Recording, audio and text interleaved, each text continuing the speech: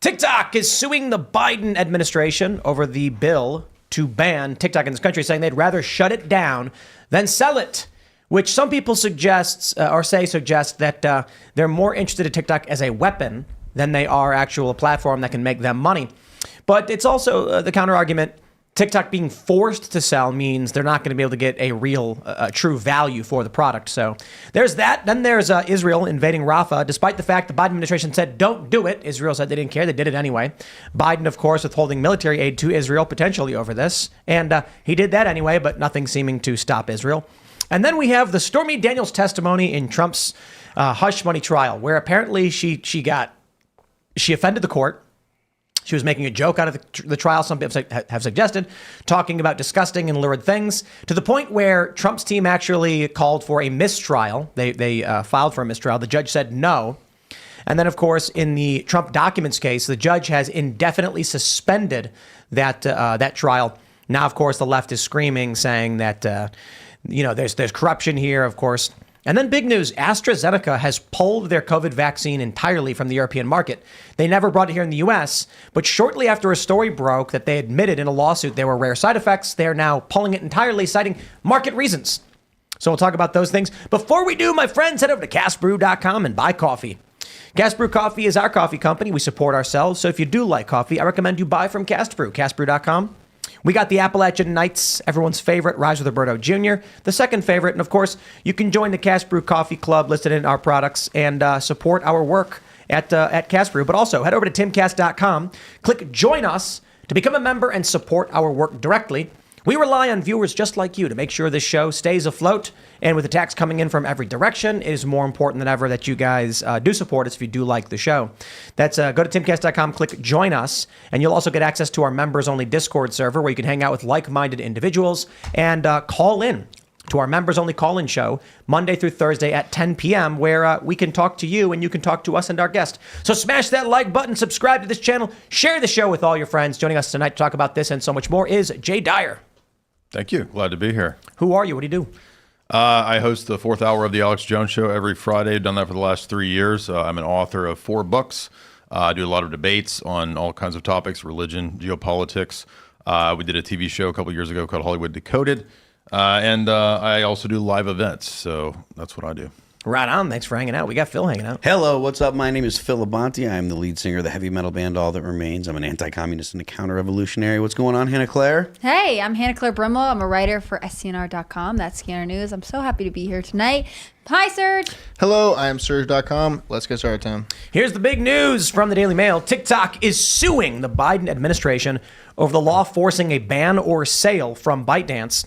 They say the platform's parent company, ByteDance, has accused Biden's administration of violating First Amendment rights by allegedly trying to silence the 170 million Americans who use the social media application. The bill was overwhelmingly passed by Congress and signed by Biden on April 24th, giving ByteDance until January 19th to sell TikTok or face a ban. It was driven by concerns that China could use the app to access American users' data. And now we will pause and interject. Everybody knows no one cares about them stealing data. And the real issue is that this is the one platform the deep state can't control. And on the platform, massive anti-Israel and pro-Palestine content started to emerge. And then shortly following that, Democrats jumped in line with Republicans to ban this. And then they did. Now, I'll clarify. The bill doesn't literally ban the service. It prohibits U.S. companies from contracting with any company that has some kind of business tie with North Korea, China, Russia, or Iran. In this instance, of course, TikTok is connected with China. ByteDance is. So the bill requires TikTok to divest from this Chinese source, and then they're fine. If they don't, they will be purged from U.S. servers and app stores. So what does that mean? Worst case scenario, TikTok will be a website you can go to. And if you want to use it, it won't be on Apple because Apple's a closed operating system. It'll be on Android if you download an APK. But for all intents and purposes, it is a ban if they do not divest from China. So I love this official mainstream narrative that the real reason is they don't want China getting your data. Yeah, right. Everybody's stealing your data. Every app is stealing your data. There are a bunch of other apps that are owned by ByteDance and other Chinese companies, and they never complained about them. But here we are with them wanting to ban it. Now, the interesting question is, will they actually win in court? I think considering Trump tried to executive order ban TikTok a couple years ago, it's very likely that this bill will just get smashed. I think it's interesting that TikTok has decided it's easier to fight the United States government than to fight the Chinese government. Like the effort to remain in the U.S. as opposed to the effort to divest from China appears to be the strategy I think they're going to take. They always said they were going to challenge the bill. They always said they thought it was unconstitutional, et cetera. But geopolitically, I feel like they must be weighing which of these two forces would you rather fight? And it seems like they think the U.S. is more likely to give in. I think that ByteDance is likely a cover for, or TikTok is likely an actual tool being used by China to, for espionage. I can't get specific. I don't obviously know, but I think that, China has a desk at basically every single company that operates in China. That's the CCP desk. So every company is connected to the government in the same way that like Twitter had like a former FBI lawyer had a desk, was their head lawyer. But with China, it's a little more overt than the United States. The United States would use soft power, would try to influence and pressure people just by being present, right? So the fact that the FBI was kind of in the office with Twitter meant that people at the offices of Twitter behaved a certain way.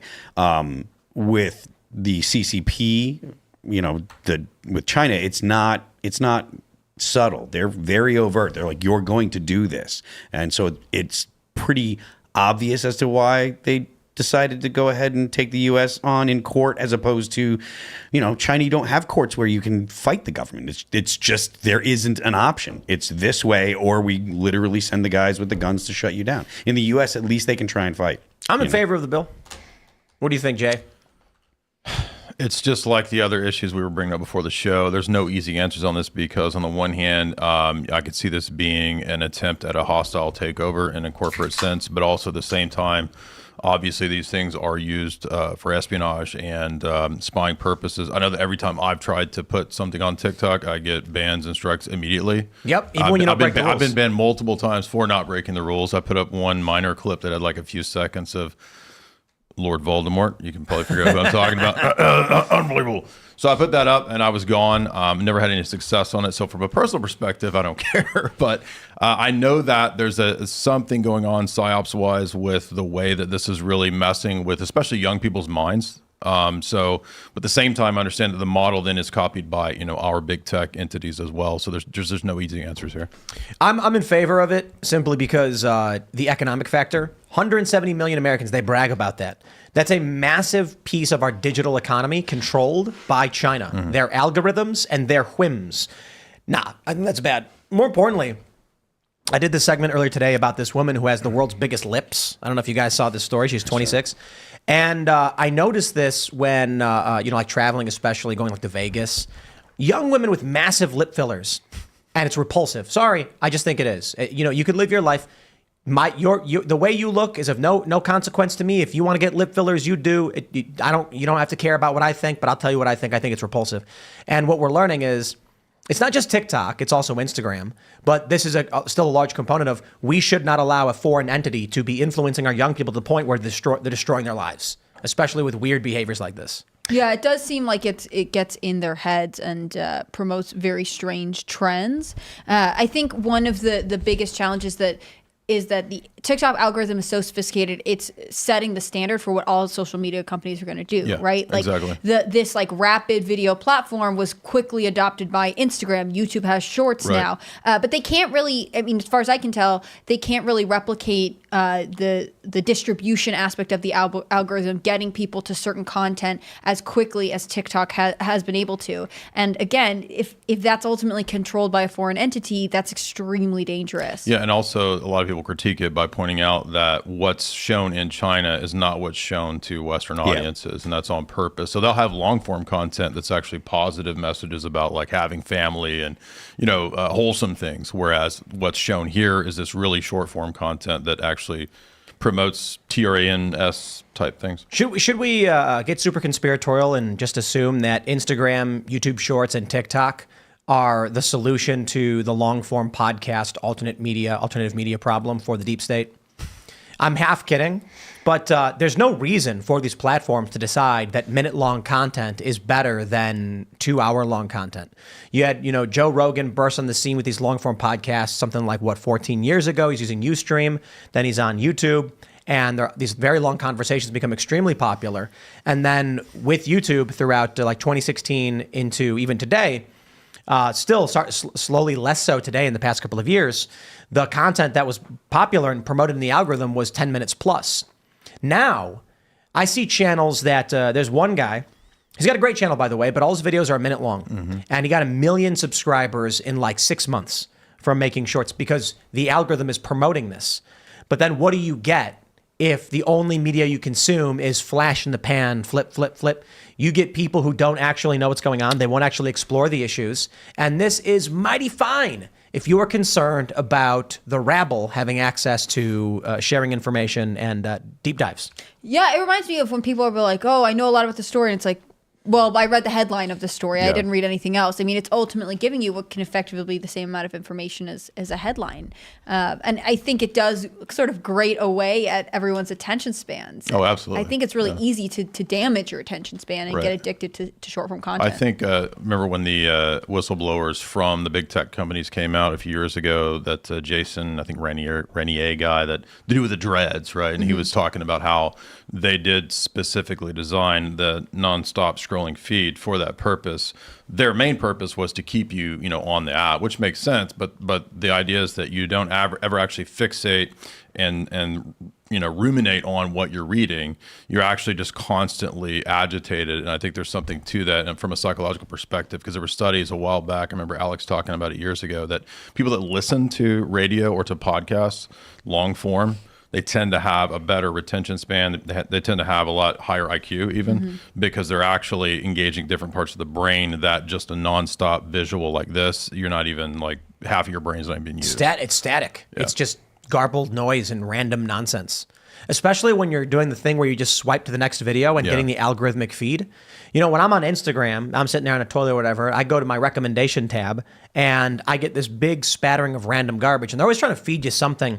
But all I end up watching is just right now I think I'm watching a lot of skiing and snowboarding videos and skateboarding videos. But you look at this big map of content and you choose to watch one thing at a time. And so there's still a sort of through line in that when you look at it that way. But a lot of people aren't even doing that now. Yeah. What's happening is with Reels on Instagram is they'll watch a podcast clip and then swipe to the next one. My favorite phenomenon out of all this is the fake podcast. Have you seen these? Yeah. People will make an Instagram short where they'll buy a mic arm, put it in front of them, and then talk to the wall. And they'll say something like, no, you, quite literally, they will turn the camera on and immediately go, well, you can't actually say that. I mean, if you look at the economy today, we know that Biden is responsible for the inflation. It's ridiculous. No, that's a ridiculous argument. And then that's it. There's no person. There's no podcast. That's the whole clip. And then it gets 1 million views. It's a fake podcast clip because it's probably born out of clips from Joe Rogan because people would clip his show and then people realized just make a fake podcast. A lot of it's dating. It'll be a woman saying, no, I actually think that men are deserving, blah, blah, blah. And it's totally pandering to the audience.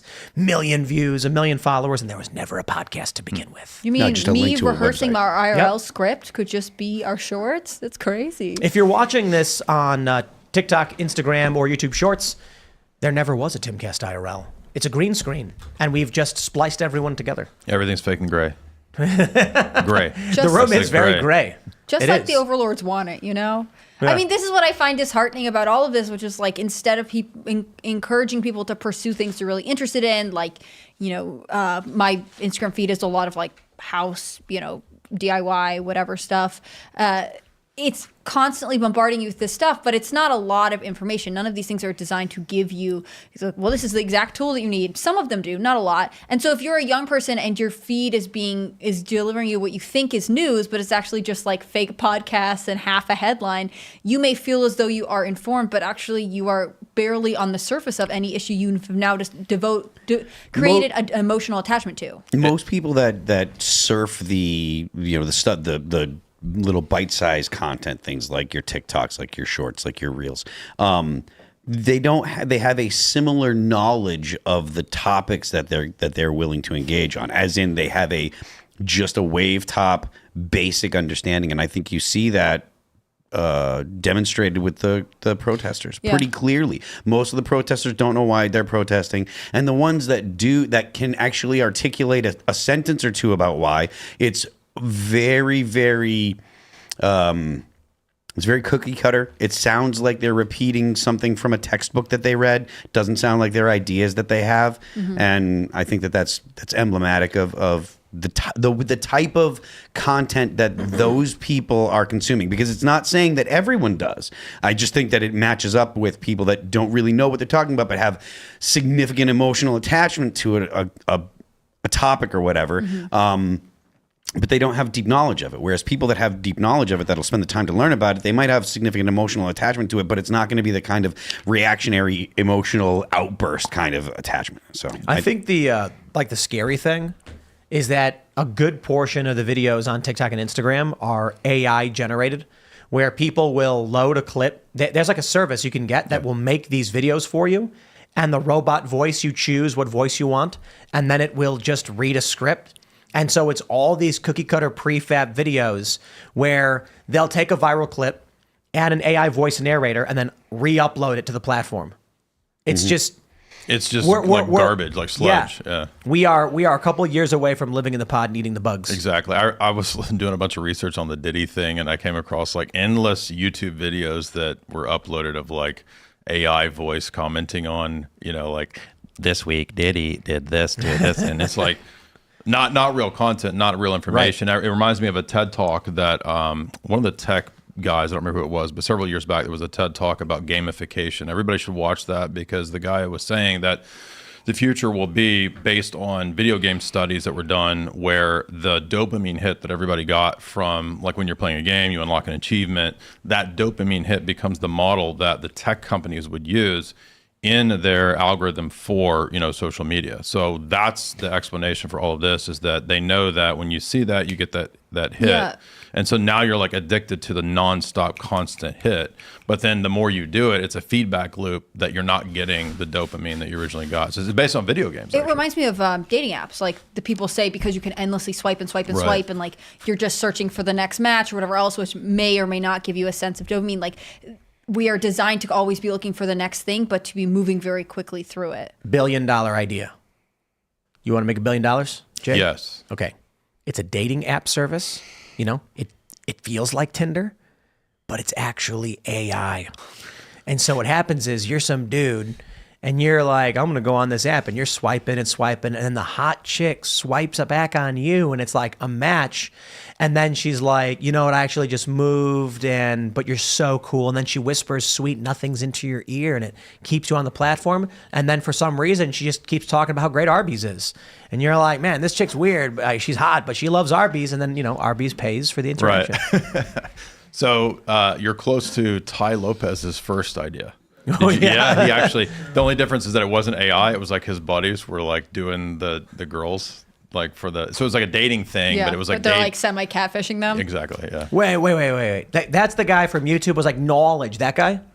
Remember, I'm just here in my garage. Hey guys, I'm here in my garage. I got all these books for my knowledge. That was like the meme or whatever. So wait, but he would his thing was like he would read the first sentence and then like the last sentence of the book, and then that was like the speed reading way to master every book. But what was the service he was offering people? He had a bunch of different, like the first one was a dating app, or not an app, it was a dating website. It was pre-app, so it was like a dating website. How did he make money off that? I was kidding.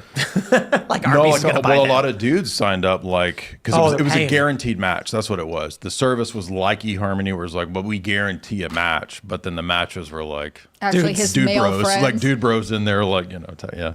Wow. Hey. Is that fraud?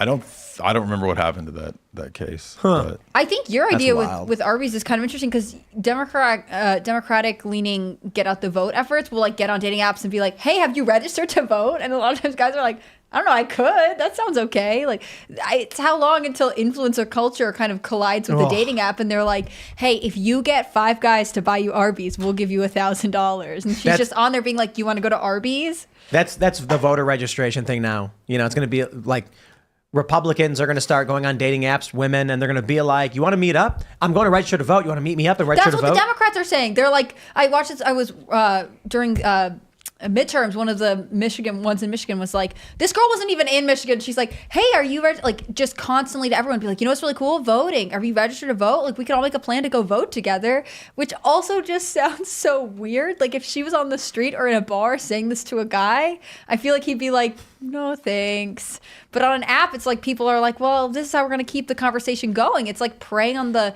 most vulnerable parts of someone's emotions. Yeah.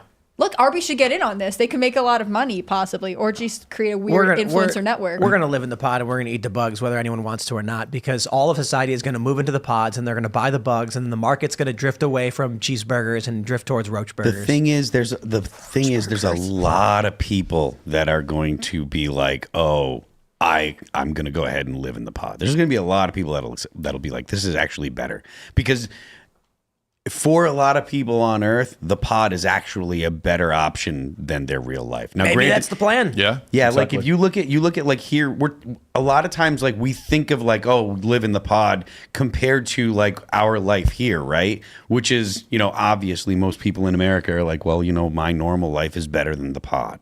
Not everybody, but most people.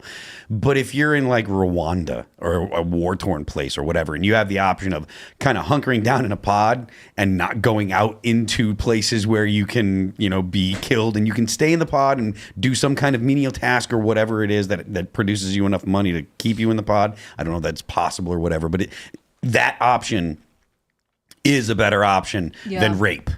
It is or interesting because death, if you were like or torture. seriously impoverished, if you have nothing around you, if they're like, we could just be in the spot, it's got air conditioning and it's less risk of death, then maybe you would be like, okay. I got to be honest, it might not even have air conditioning, but you'll have the neural implant, You won't know. so Right, you you wouldn't won't know the care. difference.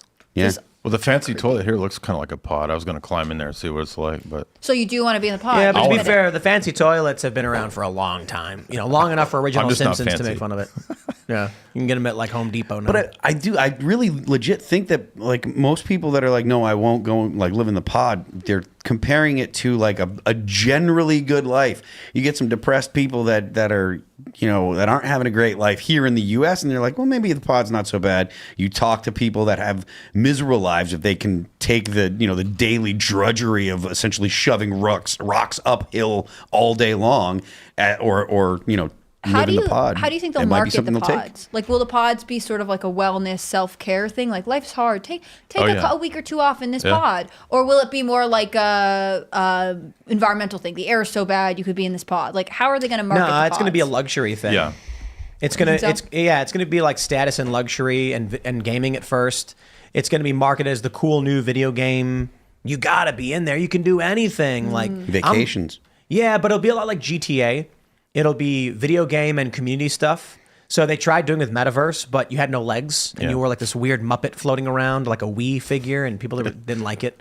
So they got to improve that. But I mean, I'm not saying that like it's a preferable option, but that is something that I really do think a lot of people would select the pod over, the struggles actual of life. Especially if you've got a crappy life that's you do if you're because a lot of life is suffering, man. A lot of your life is suffering, and a lot of people that are not in Western countries, a lot more of their life is suffering than people in Western countries. And that's one way to write like a sci-fi in Yeah. the vein of The Matrix, but in a different way. How about instead of The Matrix being some guy shows up in weird, like techno clothes and offers you a pill, you and your friends are playing video games one day.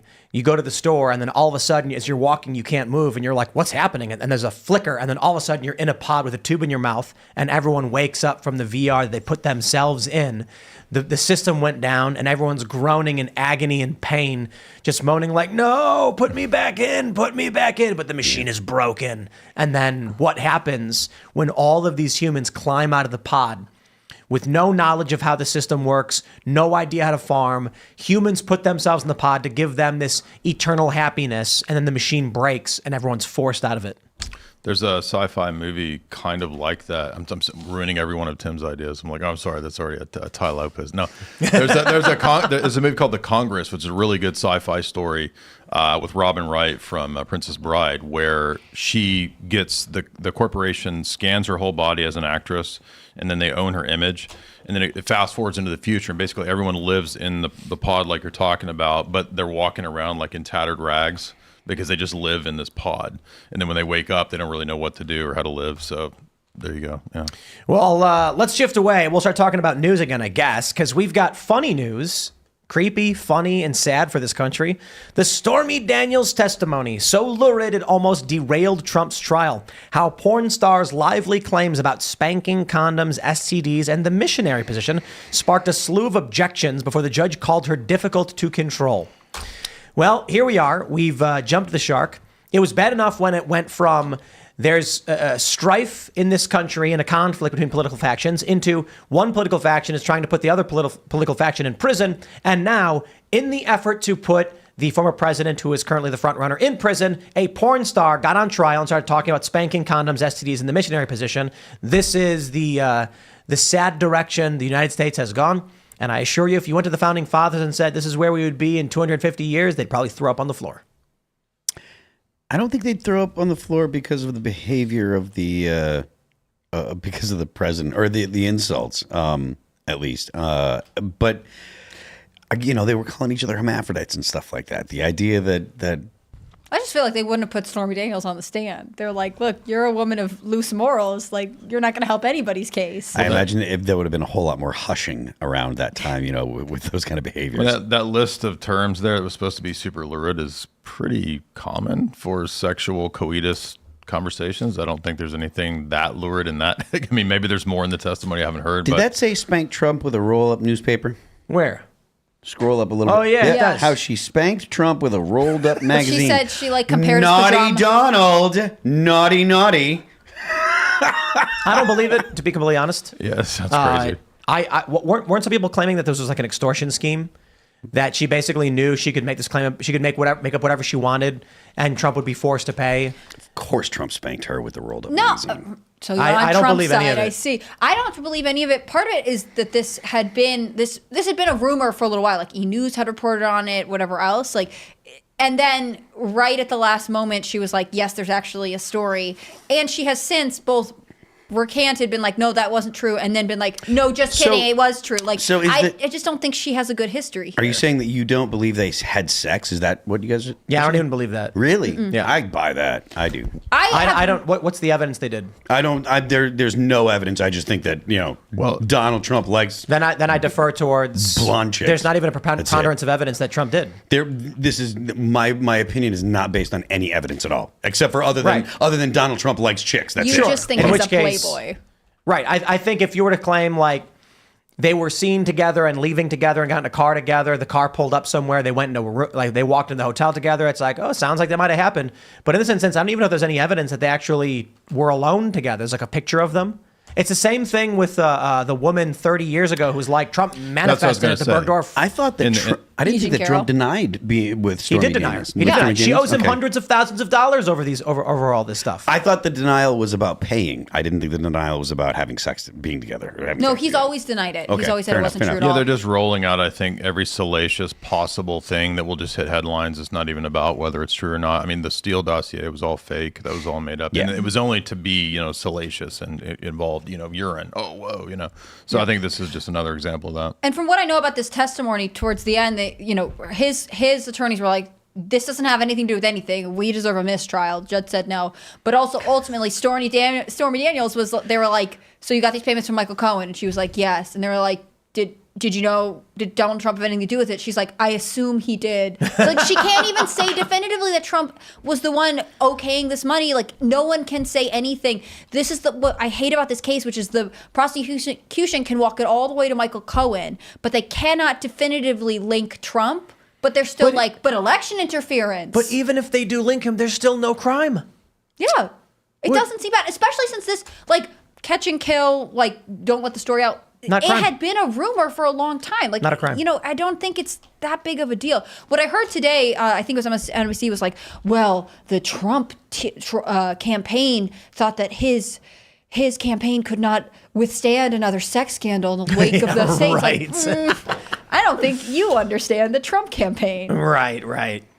How dare you? How dare you? It makes me think about the absurdities of the news stories with Bill Clinton, right? Which there's actually really stuff going on there, right? But the left, they don't care, right? But here, no, and by the way, the left will defend the most outrageous forms of degeneracy, shall we say. That's all okay. But if somebody might have done something with a woman, which we don't even know, who is of loose morals, that's now like the giant. So it's basically nothing to do with what's consistent. It's all power plays. It's all oppression. I think it is patently absurd to accuse Trump of such a thing. As we know, he is a strong, religious family man who would never do anything untoward. Never. To any of his 3 wives. Yeah. Look, I don't think that Trump is necessarily a saint all the time, but because she has been so ridiculous with her story That's what I was going gonna back and say, forth, yeah, right. it does not make me believe this. It doesn't make me think that they had an affair. I think always this was sort of a payday for her, especially because she came after a different model who had also been like, I also had an affair. And then Stormy Daniels was like, me too, as it turns out. That's another thing. I never thought of it as like an affair. I thought they were just like they just had sex. Like I thought it was more like she was an adult performer, and he was like, how much do you get for an adult performance? Would you do an adult performance with me? That's what my impression was. I don't know that it was a deeply romantic accusation that Stormy Daniels made, but the idea is that he didn't pay her for it. She is saying they just had sex on multiple I occasions. think this with Stormy Daniels kind of exposes what's really going on. They're trying to use this opportunity to make up things that can't be disproven to embarrass and insult Trump. Yeah. She's saying things like, it was brief and I didn't even know what's happening and here's how my lag was, just trying to attack the integrity of Trump. Also, by the way, I'm going from memory here, I might not be remembering perfectly, but wasn't she connected to the NXIVM cult? And the NXIVM cult had they were getting money from the Dems, I'm pretty sure. I don't know anything I about thought that that. was the I'm pretty other sure. blonde girl. Well, could be wrong. Isn't she branded? Or am I mixing her up with No, I you're think mixing you're up with mixing her up with someone else. Okay. That actress. I think, okay, so when I was driving over, NPR was reporting on this, they had clips from the trial of Stormy Daniels. They're quoting her saying like, oh, I was sober, but when we had this encounter, I blacked out and da-da-da. Like what I think they're trying to do is continue this narrative that he is like some terrible monster who abuses women, building off these like allegations that E. Jean Carroll brought forward, which are also ridiculous, to continue this narrative of like he is a dangerous predator and you cannot have him anywhere near the White House because all of these cases are starting to fall apart. Again, like I said, it's very hard for me to get past the fact that she owes Trump money. She has confessed to it and then recanted. Like I just don't think she is a credible witness. So this is interesting to say. The defense saw their moment after lunch asking the judge for a mistrial on the grounds that her testimony had raised all sorts of extra questions in the jurors' minds. Quote, this is the kind of testimony that makes it impossible to come back from, said defense lawyer Todd Blanche. How can we come back from this in a way that's fair to President Trump? There was no need for her to mention that Trump did not wear a condom other than to inflame the jury.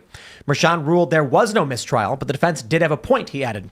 There were several things that would have been better left unsaid, he said. In fact, he added that he had raised his own objection when the defense had failed to intervene. In fairness to the prosecution, I think the witness was a little difficult to control, he said. That might be the only thing that he and Trump, who has been a disgruntled defendant from day one, would ever agree on. I think Stormy, they're saying it's going to take, another 2 weeks to conclude the prosecution's case. And then we have to go through defense arguments. And in which they have not once shown what the crime is or done anything other than waste Trump's time and try to embarrass him. Right. Yeah, I'm not sure what the actual, this is for sexual assault? No. It's for falsifying business documents. In furtherance of a crime they've not outlined. And they don't have to, apparently. They've claimed it's election interference, but a New York state election law has jurisdiction only over state elections, nothing federal. So they're contorting this in a way that makes literally no sense. I think the goal is they want Trump's. I think they may just think the longer Trump's name is in the news in court for a crime related to sex, the more it makes him look bad. Right. I don't know that it's doing anything, to be completely honest. I don't think so at all, to be honest. I think at this point, people would vote for a ham sandwich over Joe Biden. Yeah. And that's something Democrats are in trouble with. All Trump's got to do is come out and just say, it was the best spanking ever. It was a great spanking. I'm going to make spanking great again. And it's over. Like he just. The spanking was good. It was the best ever. Crazy Joe. She was very satisfied, so I didn't have to pay her. I mean, look, I honestly think people would still vote for Trump. He has such a serious base. And furthermore, Biden is so bad at being president that even if Trump did cheat on one of his wives with this Stormy Daniels or whatever, I think Biden people would forgive being. that for him. Biden is bad at existing and he makes everyone's life difficult. Yeah. This happened a long time ago. I don't even believe it happened. And also, please don't put Biden back in the White House. I think everyone, even people who are on the fence, like this isn't something that's going to convert him, which is why her testimony that like implying there was some sort of power issue is what they're trying to do to scare female voters into supporting her. It would be cool if you were right or if I agreed with you, but I really don't think that. Of course you agree with me. You always agree with me. I don't. And the reason I don't agree with you is because I don't agree with you that Biden is so vulnerable, I guess is the thing. Because of the Democrats' ballot collection and organization and groundwork. I really think 2020 gave the Democrats, they set it up so that way the ballot harvesting procedure was something that they capitalized on, and I think that they've really got the lock on that. And I think that that's the thing that the Republicans have to worry about. It's not so much about whether or not people like Donald Trump or Joe Biden more. It's whether or not they're going to be able to collect the votes. Right, getting the paper in the basket, so to speak. I think at this point, or I should say, I think it's fair to say that you walk up to a random person and you ask them honestly, if it came down to it, you have two presidents, one who's going to get you paid but is a dick, and one who is a moron and won't get you paid. We know what they're going to say. If you go to the average person and ask them, what do you care more about? A president with good demeanor and honor and integrity, or a president who might be the worst human being who craps all over the floor, but he puts $100 in your pocket? Done. It's the economy, stupid. And we can take that one step further. That was, who was it, Carville, who said that? Mm-hmm. No. Was it Carville? It's the economy, stupid? I think it was Carville, yeah. James Carville. Like it kind of wasn't, but maybe it was. Was he referring to somebody else? I'm going to Google it right now. Yeah, it's the economy, stupid.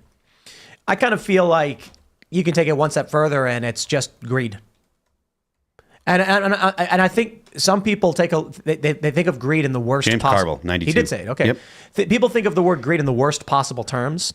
I'm saying the desire to improve one's personal life, the lives of their family, and the lives of their friends. And that means if Donald Trump comes out and says, John Smith, he's 36, he lives in Dubuque, Iowa, we're going to send you $1 million. That guy's like, I'm voting for Trump. That's it. That's called rational choice theory, and Rand Corporation studied that to make that their selling point in the Cold War. That what sometimes is called greed is just rational self-interest. Right. So absolutely. Yeah, I think if I say greed, but there's varying degrees. I would say that the extreme version of greed is someone to the detriment of everyone around them, siphons away resources watching someone starve or something like that. But for the most part, rational self-interest is a good way to put it. So this is why Joe Biden is paying off student loan debt illegally in violation of basically every branch, all other branch of government. He's bribing these voters. And you know what I think Biden's doing with this? He's canceling, he's doing it slowly. He didn't just do a blanket, okay, we've just forgiven all debt. He's doing it slowly. Okay, now the Art Institute is canceled. Why?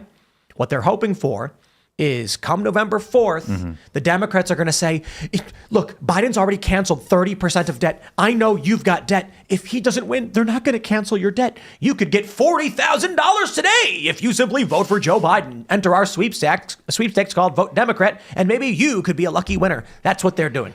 It's a version of a chicken in every pot from FDR period. Yeah, chicken in every pot. Yep. But Biden's student loan forgiveness has been held up in court for a long time. I mean, it's not like he's just like, no more loans, bye guys. It's a huge bureaucratic issue. A lot of people object, a lot of states object to how it's being rolled out. So he is getting the headlines, oh, I forgave your student loans. But the reality is that it's not as widespread as the Biden administration would like it to be.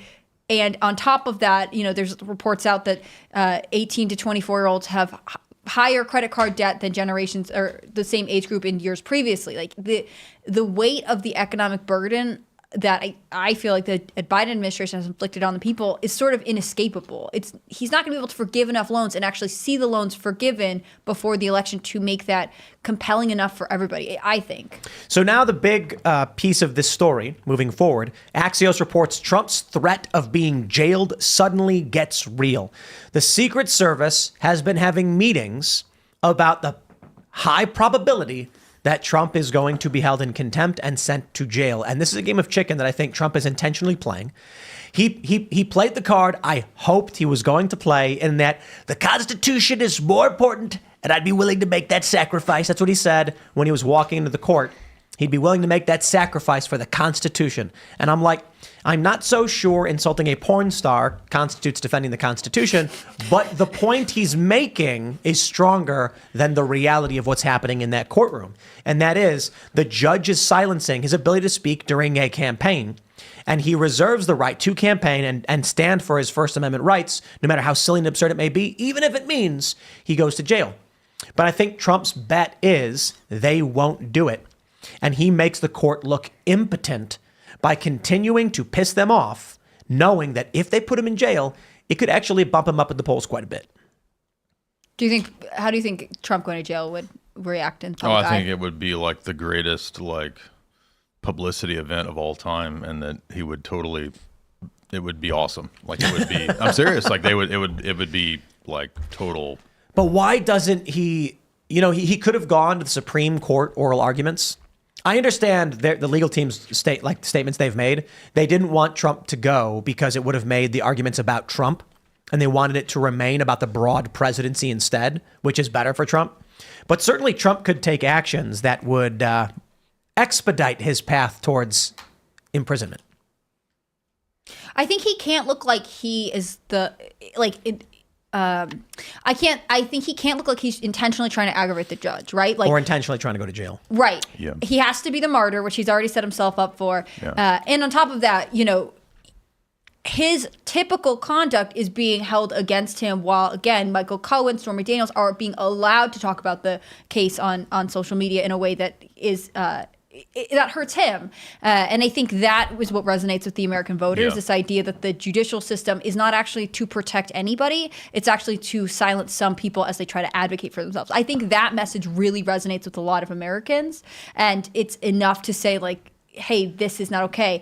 I also think that, look, when he had to go down and get his mugshot and they immediately released those T-shirts. Yeah, I was going to say the T-shirts. The fundraising on this alone would be incredible. That's what the Democrats are really afraid of, because they saw the reaction for the mugshot, and if he goes to jail, it's going to be a similar thing, and it's going to be it'll probably be significantly more intense. Mm-hmm. Do you think the response will be? Do you think they regret bringing this criminal case against Trump? Kinda, yeah, I do. I kind of think so. I think where we are right now, they're trapped in this position where they're thinking we really shouldn't have done this, but we have no path forward. I think that if it wasn't for the fact that that everything has gone so badly for this administration, so the international stuff, the economy, things have not gone the way that the Biden administration would, have liked. And I think that if it wasn't for that fact, if things had gone better for the Biden administration, they'd be much more comfortable about what's going on with Trump. But I think because of the significant failures of the Biden administration in the eyes of most Americans, I think that they're really not happy about the fact that where things are because of the behavior, or because of the administration's results. I think it all again comes down to Alvin Bragg, because if I'm remembering correctly, and I'll fact check myself on this in a second. Multiple offices had been like, no, don't bring this case. It's not strong enough. And, occasionally this gets presented as when Trump was presidency, they didn't want to bring this against him because they're protecting him. But if I'm remembering correctly, Alvin Bragg, when he was the head of the district attorney's office, also turned down the case initially. So the idea that as the last minute when they're stacking all these cases against him, they're and we'll just throw this one on too. I almost wonder if they thought they would have Trump imprisoned by now and that this wouldn't matter as much. I feel like there's an overlooked element that a lot of this domain is a bunch of boomers, and they don't understand the internet, and they don't understand like people watching this stuff and the Streisand effect, and that it doesn't work, and they just keep doubling down. You know, it's like, but whether it's Ukraine or whatever, like people keep doubling down on these things from the establishment, from the system. And they just don't understand why it's not working. I saw, I mean, I'm trying to say, I don't want to change the subject, but there was a clip of a big graduating class at a university, and somebody in the speech mentioned Bitcoin. The entire graduating class, the whole university, basically booed the guy. And I'm like, so the university system is basically churning out these completely brainwashed people. They have no idea what's really going on. There's this whole other subset of people on the internet, on Twitter, on X, that know what's going on. It's anything that happens goes viral. Tucker does a show, you do a show, whatever, it goes massively viral. So people really know what's going on. And there's like this totally, it's like you're either really awake or you're totally asleep. And this system represents all of these super asleep people who are basically boomers, have no idea what's going on. Do you think anyone who's asleep looks at this trial and says, like, yeah, Trump's not getting a fair shake? Like, is there a chance that non-politically engaged people are getting a negative impression of New York State as opposed to Trump right now? No, I think anybody who still is locked into that mode of thinking is pretty much there for the long haul. I think the jurors are pissed off. Can you imagine being a juror on this stupid trial? Yeah. Because every day, at least if a news media, they're like, so a star witness is coming today, and they're just going to, this is going to be great for the prosecution. Then by the end of the day, it's always like, they couldn't quite make that connection that the prosecution wanted. Like, you must be so bored as a juror right now. I kind of feel like if I was on a jury, let's say like, is the case of John Doe and Jane Doe, and here's the crime, payments were being made, it's business. I was like, and they asked me, like, can you be impartial? I'm like, yeah, I don't know anything about these people. And then some woman comes on the stand and she's yelling about all this weird sex stuff. I, as a juror, would probably complain to the judge. And I'd be like, we've been here for how many weeks now?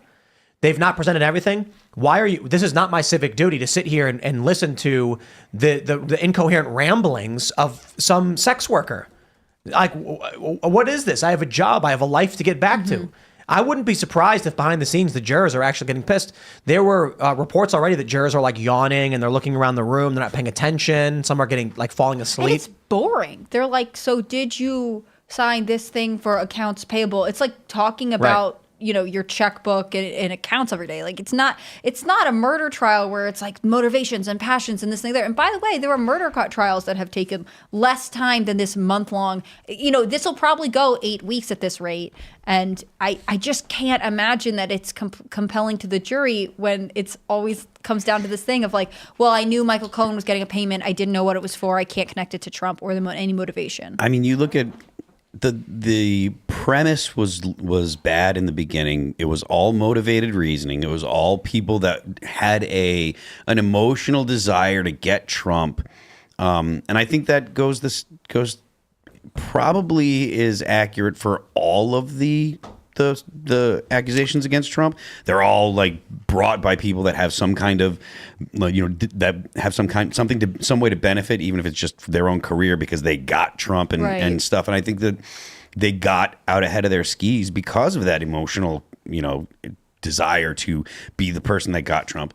And now they're in a position where, again, like the administration has not performed the way that they wanted to. The policies that they have enacted have not had the same the results that they had hoped for, and the American people are noticing. And now you've got all these things that Trump is fighting in court, and they're all kind of falling apart. The American people are not on the side of the prosecution. Generally, Trump is looked at as somewhat sympathetic because people do have the sense that the government is kind of overbearing and poking at him for stuff that they would have let other people off for. Everyone kind of has that sense. It's like, all the stuff about Biden with the top secret documents in his garage, et cetera, all that stuff. This isn't nothing that Donald Trump is accused of is unique to Donald Trump. It's all stuff that other politicians and people in positions of power have done and stuff. So it's not like, oh, this guy is this unique evil that we have to defend against. And I think the American people see through that. He's like become more relatable as the trial's gone on. I think so.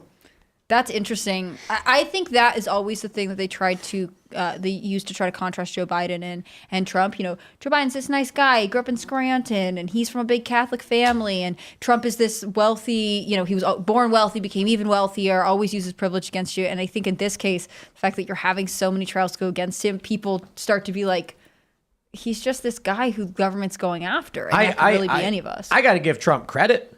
I mean, the stories I hear about him, from what I've seen of him at rallies and seen of him at Mar-a-Lago just recently, first time meeting him, he is one of the nicest guys I've ever seen. I mean, here's a guy who, after almost every rally, walks down off the stage up to the barricades where his fans are, and he sits there and talks for 15, 20 minutes to all these people, shaking their hands, signing their hats. Here's a guy, I told this story when I was at Mar-a-Lago. He's late. He's walking out. There's guests at Mar-a-Lago, and the guy sitting next to me says, "Mr. President, can I get a photo?" And he goes, "Do you have to?" "All right, come on. I'm so late." And I'm like, I've never seen this guy let one of his fans down. I've never seen it happen. And I'm like, that's energy. That's insanely difficult. And the way he handles his security around his rallies and his fans, he makes sure to let his fans have his time, and he gives them the time of day. There's a lot of people who are very nice, and I can't say I have the time and energy that Trump does to deal with things like this. You know, we wrap up a show, everybody comes up, I try to talk to as many people as possible, and then it's like, look, we got to go, we're busy, and I'm like, sorry, everybody, I got to go. Trump stays.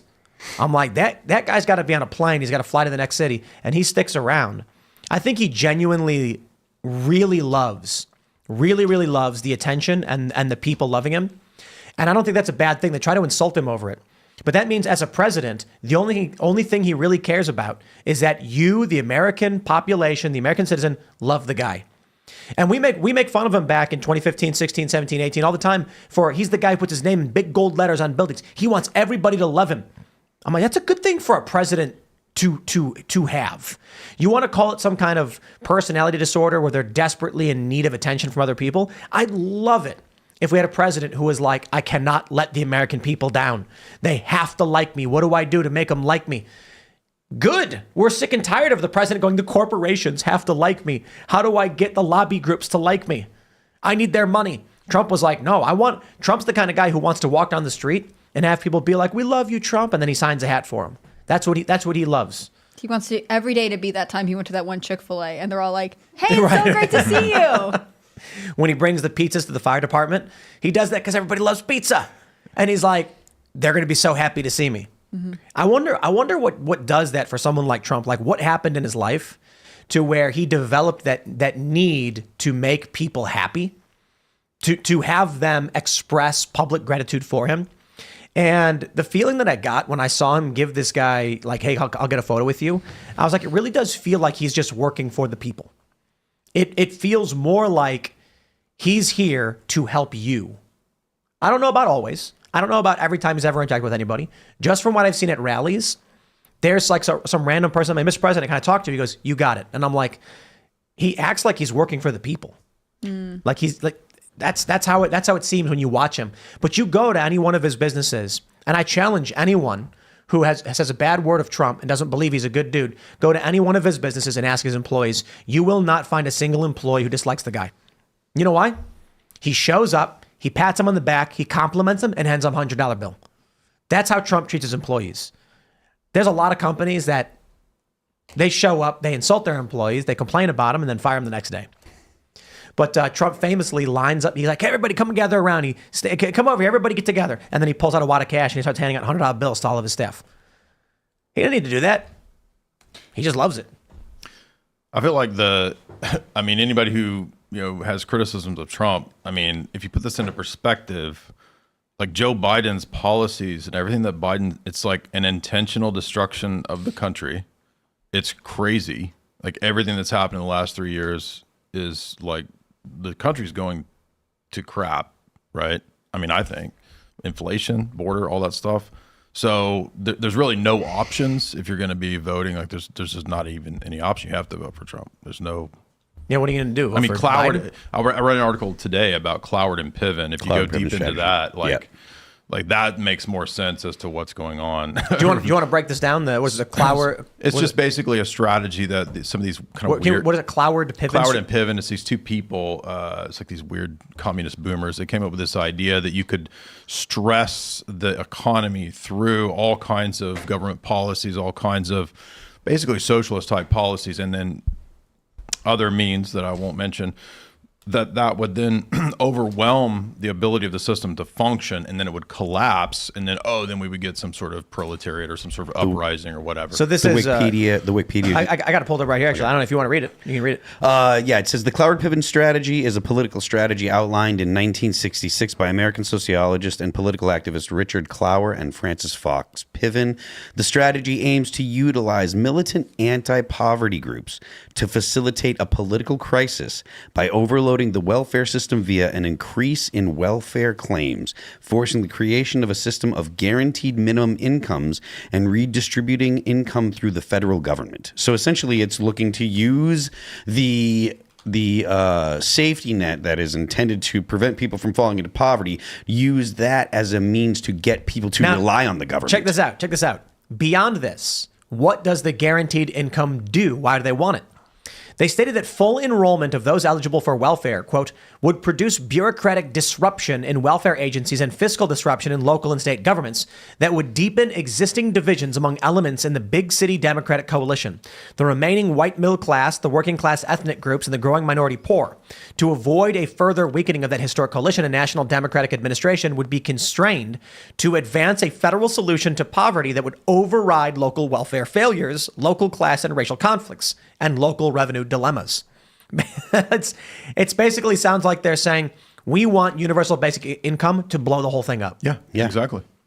That's exactly what the point is, because one of the things that UBI does is it removes the association of effort with the reward of payment. So it's actually taking out the working part of working for a living. So you're just being provided with something, and it puts people in a position where they rely on that. They don't have the ability to produce anything to sustain them that can provide means to sustain themselves.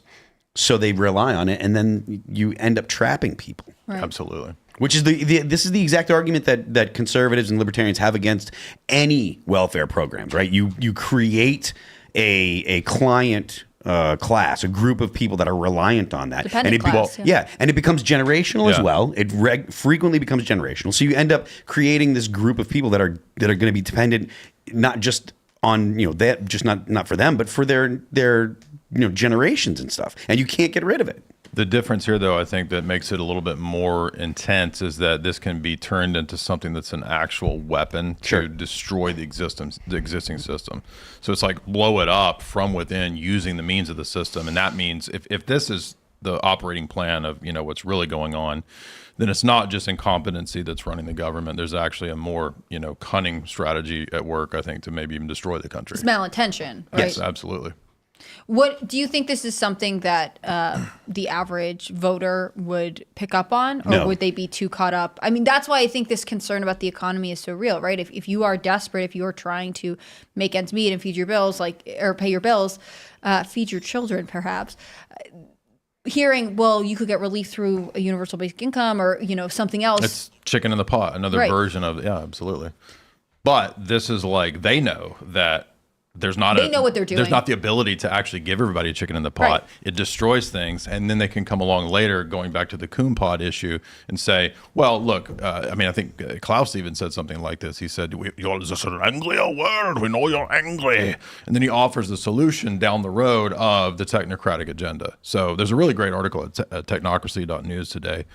Patrick Wood's excellent website, and he was outlining how the Cloward and Piven strategy actually leads to the solutions that technocracy will offer to UBI and so forth to solve this. But can you wake people up from this? Like, could you convince people that this is not the promise that they think it is?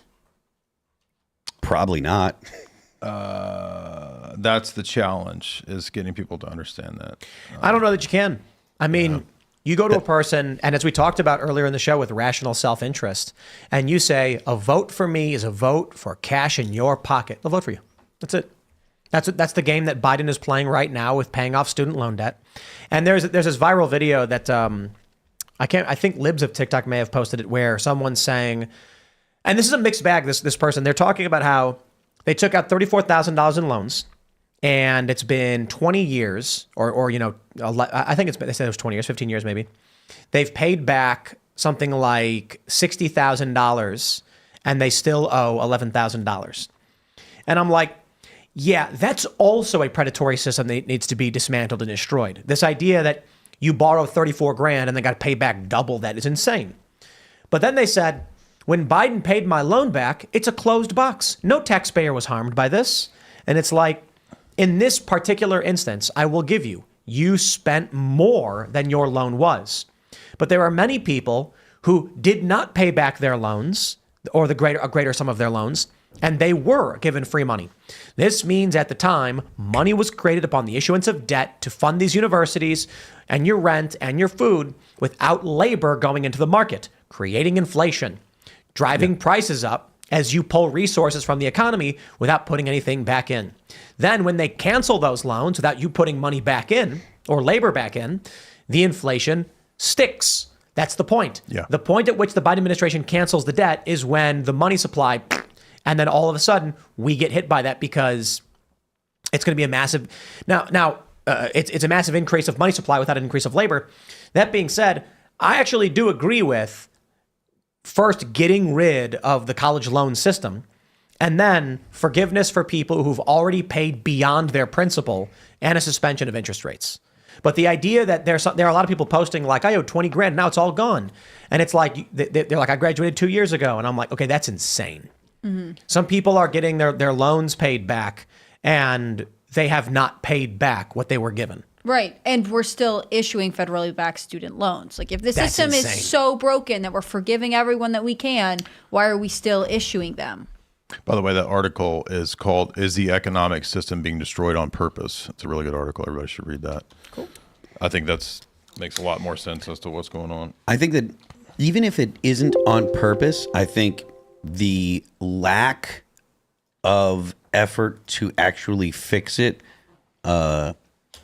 makes whether it's intentional irrelevant, right? Because if they're not going to fix it, and they know it's happening, because anyone that looks at unfunded liabilities knows that's our biggest problem. And that'll destroy the dollar. So if you don't do something to fix that, and continuously multiple Congresses have known about this and not done anything about it, then at some point you have to say, well, at least even if they aren't intentional, they don't have the intention to do anything to fix it. I think it adds to this dependent class, right? So you can say, oh, well, I forgave your loans, but there's always going to be more people who have student loans that are impossible. You can't declare bankruptcy on. They have crazy high interest rates.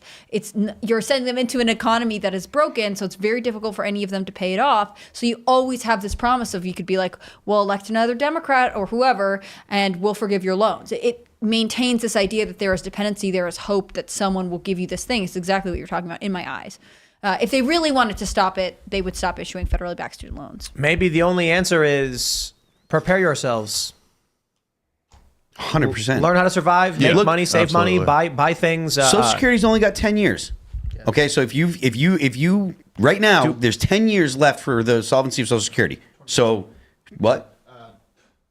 2037. Yeah, so just a little bit over 10 years. But they can kick the can down the road on that. They can do things that will kick the can down the road on Social Security. Well, I mean, I don't know what they can do, because right now the amount of money that we're spending on the interest is getting to the point where we're, it's eating up such a significant amount of the federal debt. We're spending more money on interest than we are on military. Like, people love, again, we've talked about this, but people make a big stink about foreign aid and stuff like that. We're spending more money to pay for the interest on the debt than anything else. Yeah. Than the military. We talk about how much money the U.S. spends more money on the military than any country in history, any country on earth, and it literally spends enough money to defend not only America and the seas, but be the actual muscle behind Europe. And still, we spend more money on the interest on our debt than we do on the military. So I don't see how this isn't on everyone's mind and on every congressperson's mind and on the Senate's mind all the time. We have this story from last year from CNBC. They say that a recent report found that starting in 2034, retirees will only receive part of their benefits. I guess the good news is I will not be retired then, and I don't have to worry about it. I mean, everyone, it's someone else's problem. Everyone should try not to rely on Social Security. Look, you should do your best to not care about it. They're going to increase the tax rate. They're going to do capital gains, wealth tax increases. Yeah. They're going to and so I don't think 2037 is the end. I think 2037 is when they're going to start saying during the Golden Age we had a 95% income tax. Real austerity is coming. Oh yeah. But I think they're going to start with going after the ultra wealthy and saying they're not paying their fair share. You're right. Well, everybody. They're going to say everybody's going to start owing these. They'll probably say something about emergency, like the national emergency. We have to, start taking everybody's gains at all. I mean, weren't they talking about a 40% capital gains tax? 44, yeah. Yeah. Let me see if I can find this tweet. I think it was Unusual Whales. They pointed out, I'll try and find it, that like a large portion of income tax increases targeted people. Here we go. 63% of new audits as of summer 2023 targeted taxpayers with income of less than $200,000. Yeah. We knew that was the case when the Biden administration said, 86,000 new IRS agents? Yeah, they don't need exactly. 86,000 IRS agents for the 10,000 millionaires that exist in this country. For everybody. It's for the rest of you. It's because they don't like the fact that you paid your cleaners in cash. They don't like the fact that you gave your buddy $100 because he helped you move one day. Hey, man, that's taxable income right there. And they're going to hunt you down and they're going to extract every penny. Because here's the thing. They don't want to go after the rich people. That was never the plan. When the IRS audits a billionaire, he throws a chunk of $1 million at a lawyer and says, deal with it. Tell me what I owe. The lawyers push back, they argue, they go back and forth, and the IRS goes, oh, it's so annoying. So annoying. The IRS knows, hey man, the real money is not getting one big investment. The real money is attacking the weak who can't fight back. So what is the IRS doing? The IRS knows that if they send you a letter in the mail that says you owe us $100, what are you going to do about it? You going to hire a lawyer? Yeah, right. They know that you're going to sit there and say it is cheaper to pay the money. That's lawfare, effectively. 86,000 IRS agents. This is what it's for, to tax the poor. And that's what, and you know what? I wonder if that's the real game. Think about how much money they can make if they go after the ultra wealthy. They can't make that much. Not much. You get $1 million from 1,000 people. Congratulations, you got $1 billion. Is that really going to cover the cost? No, we give more than that in a week to Ukraine. I don't know, literally a week. What are they going to do? They send out a horde of 86,000 IRS agents nickel and diming you at every turn. Oh, that's going to be a massive budget surplus for them. And then they can start dumping that into their failed systems and maybe prop up Social Security for a few more years. Yeah, absolutely. By the way, isn't the solution already here? It's Bitcoin is the future world reserve currency. Maybe that's the point, or maybe that's the look. I wouldn't be surprised if Bitcoin hits $1 million a coin or more. Absolutely. There will be fighting about that. About whether or not Bitcoin will be the world reserve currency. Like whether if it happens, it might possibly happen. I'm not saying that it's not possible, but the government will fight that. The United States government will absolutely fight that. They probably won't be alone in that. Like here's the issue with Bitcoin. 21 million coins is the max, and there's substantially more human beings who need to trade. Assuming Bitcoin does reach global ubiquity, what's the total global buying power? Like, what's the total global GDP? Push that into Bitcoin. And maybe that's unfair to say total global GDP, but maybe it's even 10%. Maybe this becomes the world reserve currency for basic transactions. Other currencies, of course, still exist and trade against Bitcoin, but Bitcoin becomes the principal. That means one Bitcoin could be $100 million or more. Easy. If there's only 21 million. And then people are doing trades. Now, I do think in order for Bitcoin, I think its point of pure viability and stabilization is going to be when the lowest denomination of a Bitcoin is comparable to maybe a quarter or a dollar in U.S. terms. Yeah. Or theoretically a penny. If then we could say like 100 sats, as people would say, is $1. Right. But $1 today is fairly weak. The reason is if the lowest denomination of a Bitcoin is equal to like an ounce of gold, you can't trade with it. So it would not have ubiquitous usage or universal usage. If the lowest value of a Bitcoin is comparable to maybe either a penny or a quarter, then you're talking about, 10 sats, they call it, and you buy yourself a cheeseburger. That's a unit of exchange people could easily handle. And that means that cheeseburger today could be $10, theoretically, or like I'm talking like a good restaurant cheeseburger, and like a McDonald's burger can be like $1 or even $2. That means one Bitcoin would be what, 100 million? I think $100 million. I think so, yeah. If one Satoshi, the lowest point of a Bitcoin is 1 cent, then one Bitcoin is $1 million. So here's why I think it's possible. For all the people who aren't crypto nerds and don't care, this one matters. I remember 10 years ago, I remember 15 years ago, Alex Jones was talking about how they want a one world currency. They're going to make the Amero, everybody. And then these pictures of the Amero were going around, and there was like Canada, Mexico, and the United States would have a united currency, and that never happened. But Alex was right about the Real ID. I remember that. He was talking about Real ID well before it happened. Now you have to have it. Yep. So here's the ultimate con, right? How do you get people to adopt a one world currency when they're resistant and fighting and they don't want it? And as soon as you start talking about a shared currency between an economic bloc like North America, you get people like Alex Jones ranting about it. Everyone's upset. You trick them into doing it. It was the anarchists, the libertarians, who adopted Bitcoin first and then started celebrating and cheering it on. And now we have a fully trackable, international, digital, public unit of value on the internet. I think Bitcoin's great. I have a good amount of Bitcoin. But I would not be surprised if in the end it turned out the deep state made Bitcoin on purpose, because now they can publicly track all of your transactions. Everything you do on it will be publicly available to them. No more cash, and you will be cheering it on as you switch from hard to digital currency. It makes me wonder if we'll get this weird offset of people who go back to bartering. They're like, I will only give you actual goods for actual goods. Well, there will always be gold and things like this, but I'll just put it this way. Assuming there really is some deep, global liberal economic order conspiracy that they want Bitcoin, then Bitcoin's going to be worth billions. Like a single Bitcoin is going to be worth an insane amount of money, if that's true. Not saying it is. I don't know. Maybe Bitcoin really is the salvation of breaking the Federal Reserve and creating a universal standard or something.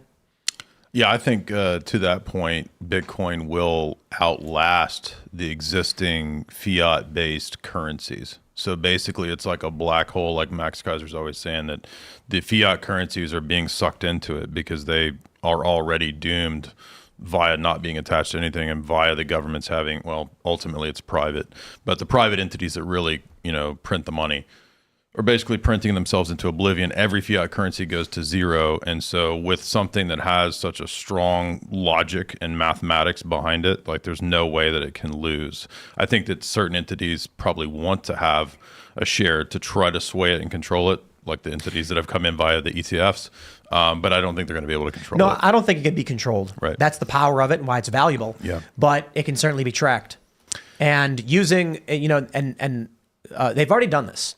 Right. They've been able to associate, they took someone's address for Bitcoin, looked at the coins that went into it, and then were able to track every coin and where it went. They mapped out networks of political ideology from it.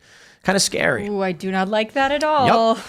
That's the trade-off, is the semi-private, right? So it can't be totally private. There's a semi-private with the public ledger, but at the same time, like, if this is an invention that's intended to store value and energy over the next 100 years, then it's going to outlive even the people alive today and probably the governments that exist today. I think that's an interesting point, though, that fiat always goes to zero. Right. And that's true. I love it. There's this meme of like $1 in 1913 versus $1 today. And it's this massive stack, just huge. Like, what is it, like 1,000 something or more? Like the exponential failings of the dollar, it's become toilet paper compared to where it used to be. They had half pennies back in the day.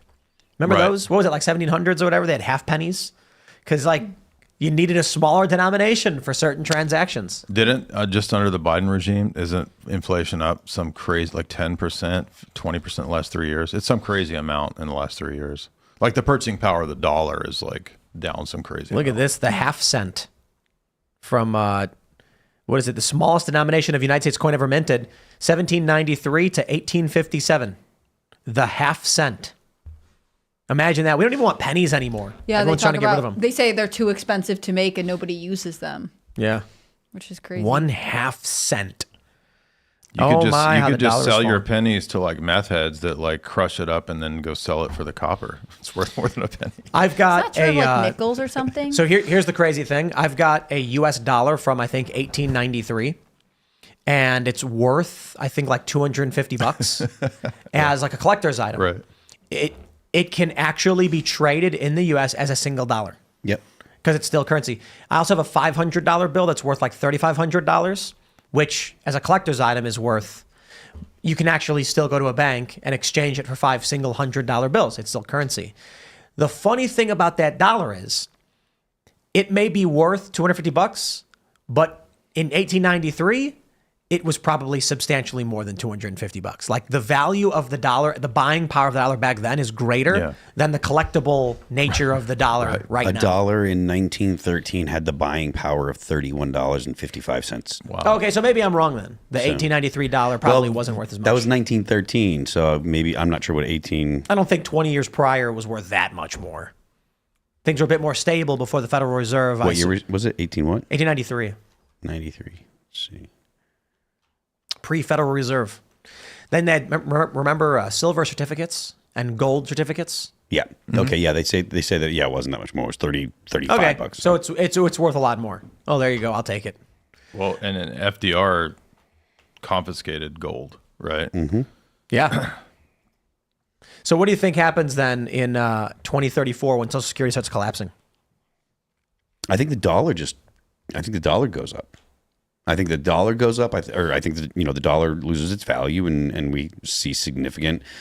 We see attempts to try and print our way out of it because there's not a whole lot that they can do. So So that means Gen Xers, right? 2034. No, it's going to be. Well, what's retirement age? What is it? 67? 65. 65? Yeah. So in 10, 12 years, so it's going to be 13 years from now, and you're Gen X, you're 48.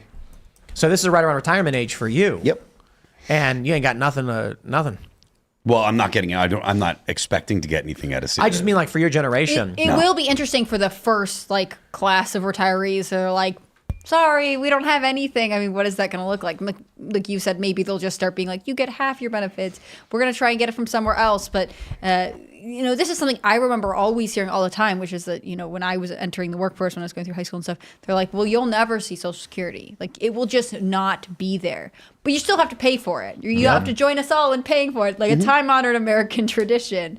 And I think that level of sort of fallacy, to go back to what we were talking about at the beginning of the show, like no wonder we have a generation that's just looking for sort of dopamine hits through fast scrolling. Everything around them appears to be crumbling. I wouldn't want to look around either. I just imagine, it's back in like 1913, and these people setting up the Federal Reserve, they're just like, I've got a great idea. We'll borrow from the future. We will borrow against our kids. Yeah. And that's what they did. And that's what they're doing.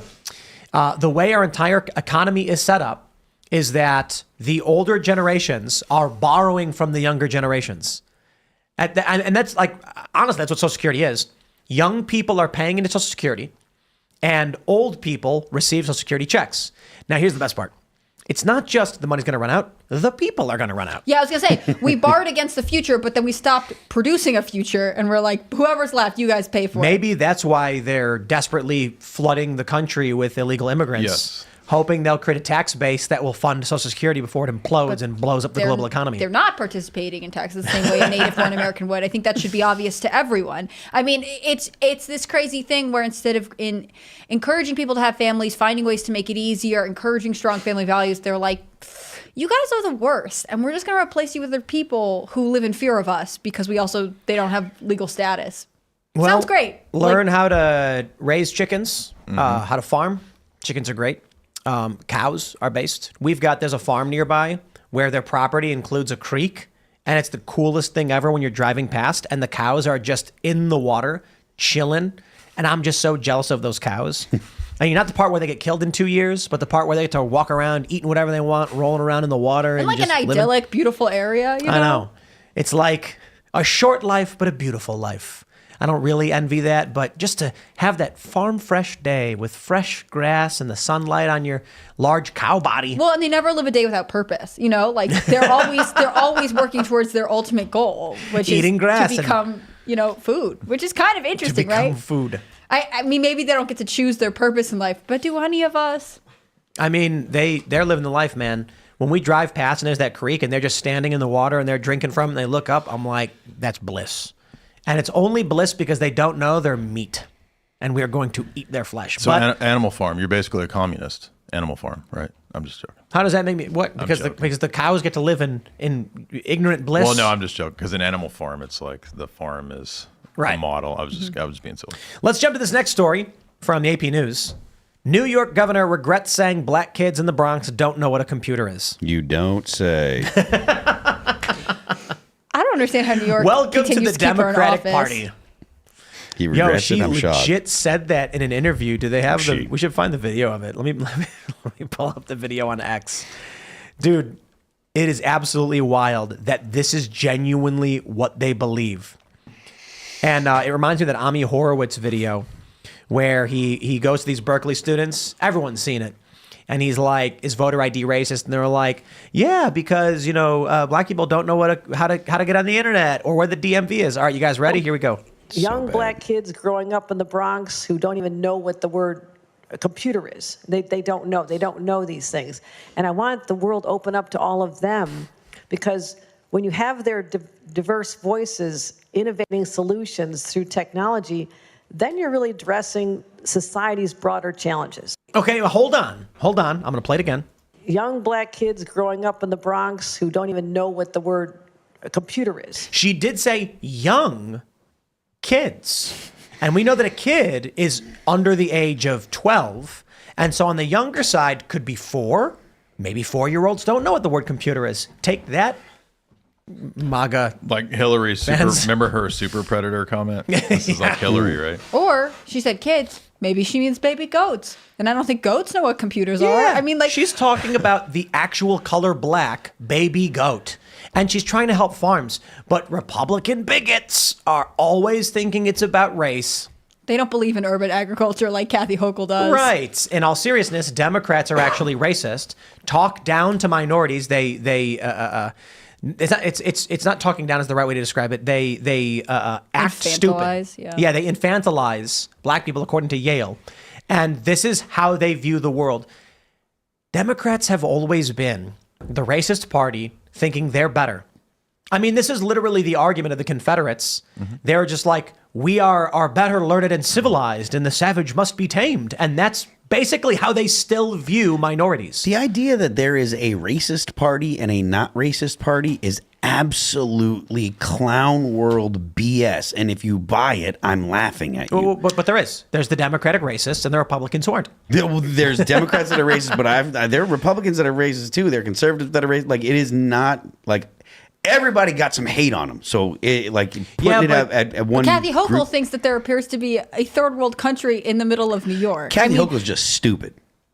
But she's the governor. That's who they picked. They picked this woman to represent them. That seems crazy to me. Stupid and racist. Stupid and racist. Yes, fair Well, enough. it's funny because the Republicans are always like jumping in every possible hoop to stress that they're not racist, and then the Democrats are always the one making the faux pas, kind of like admitting what they really think. Yeah. But then everybody thinks, no, if you're conservative, you have to be racist. She said, of course, black children in the Bronx know what computers are. The problem is that they too often lack access to the technology needed to get on track to high-paying jobs in emerging industries like AI. That's why I've been focused on increasing economic opportunity since day one of my administration, and will continue that fight to ensure every New Yorker has a shot at a good-paying job. She's still basically saying the same thing. Mm-hmm. When Ami Horowitz went out in one of the greatest videos of all time, and he asked these Berkeley students if voter ID was racist, and they all said yes. And they were saying ridiculous things like black people don't know where the DMV is, and they don't have the internet, and they don't have phones. And so he goes to, where did he go? He went to the Bronx, right? Or did he go to Harlem? I'm not sure. He went to New York, and he went to a black neighborhood, and he was like, he didn't ask him about voter ID. He just went, do you have an ID? And they were like, yeah. And he's like, was it hard to get? And they're like, no. And it's like, do you know anybody without an ID? And they're like, what do you mean? Everybody's got an ID. Like, you go and get it. He has this one young guy, and he's like, what are you talking about? Like, everybody, you're 16, you go get your ID. Like, what do you mean? And he's like, oh, I'm just wondering. And then, of course, and then he asks one young guy, he's like, do you have access to the internet? And he's like, yeah. Like, what? It's on I got it on my phone right here. And he's like, do you think kids have access to the internet? And he's like, every kid's got internet. They just get on a phone. But the best interaction of all was when he asks this older guy, he's like, do you know what the DMV is? He goes, yeah, you just make a left up here on 25th. Like, he thought he was asking for directions, because the stupidest thing in the world to ask somebody if they know how to get to the DMV. Of course, it's right over there. Been there like dozens of times for all of my needs. The world Democrats live in, it's like they isolate themselves, surround themselves by other affluent white liberals, and then tell each other how superior they are and how racist everyone else is. What do you think, Jay? It's ultimate doublethink. Yeah, it's really weird. I don't know. I mean, the greatest sin you can commit in our society is something, quote, racist. The Democrats do this all the time. It's bizarre. It's weird. We live in an Orwellian doublethink. Do you think they can get away with it more than absolutely. others can? Yeah. Like, just because they have the right letter at the end of their name? Yeah. I don't know. I just think we shouldn't live in their world. We got to build our own parallel economy. Sell our own coffee and music You know.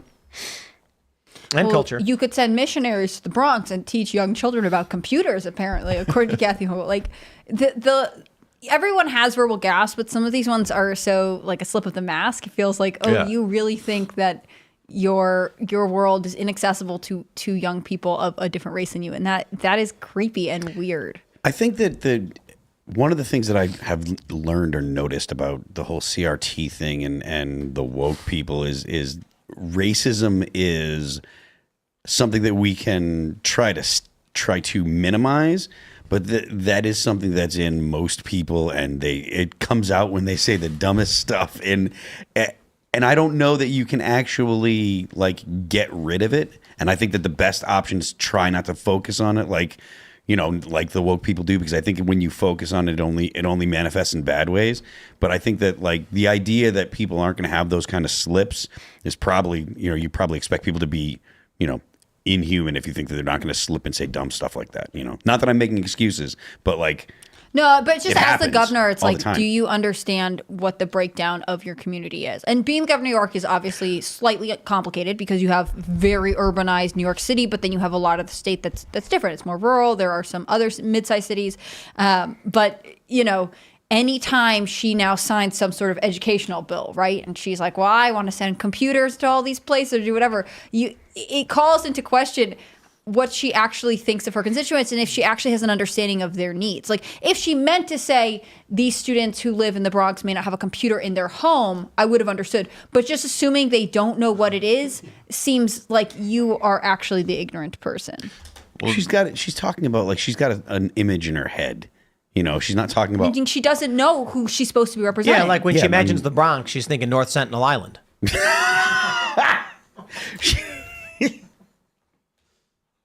And I don't want to ruin that for her. There's nothing wrong with North Just Sentinel let her Island. live her life. She's only the governor of this state. Can we go back to what Democrats were saying 20 years ago, where like Quentin Tarantino was always arguing that you should shout the N-word from the top of every building? Remember that? Like, but Is now, that actually what he said? yeah, there was an article. He gave an interview, and they were like, "What do you think about free speech?" He was like, "I think we should go out. We should shout the N-word from the top of every building." What was that And nice then he go-to did in all of his example? movies. And then he does. It's like, dude, but then he's like, like super Democrat, anti, It's like we watch Pulp Fiction, and I'm kind of wondering, like, Quentin, did you just really want to say the N-word as much as possible? And he wasn't hiding it, apparently. He's given interviews being like, yes. Yeah. From the top of a building. It's like he wrote himself a character that literally just keeps saying it over and over and over again. And it's like, okay, like, we get it, man. You know what I mean? Like, But then he's like the most, he'll go after anybody that's, But he has and the there's right like, but letter I'm at the end of his portraying name. a racist, you know what I mean? Yeah. Yeah, right, exactly. That's how, everyone talks about the past. You get it if you have a D next to your name. Otherwise, it doesn't matter.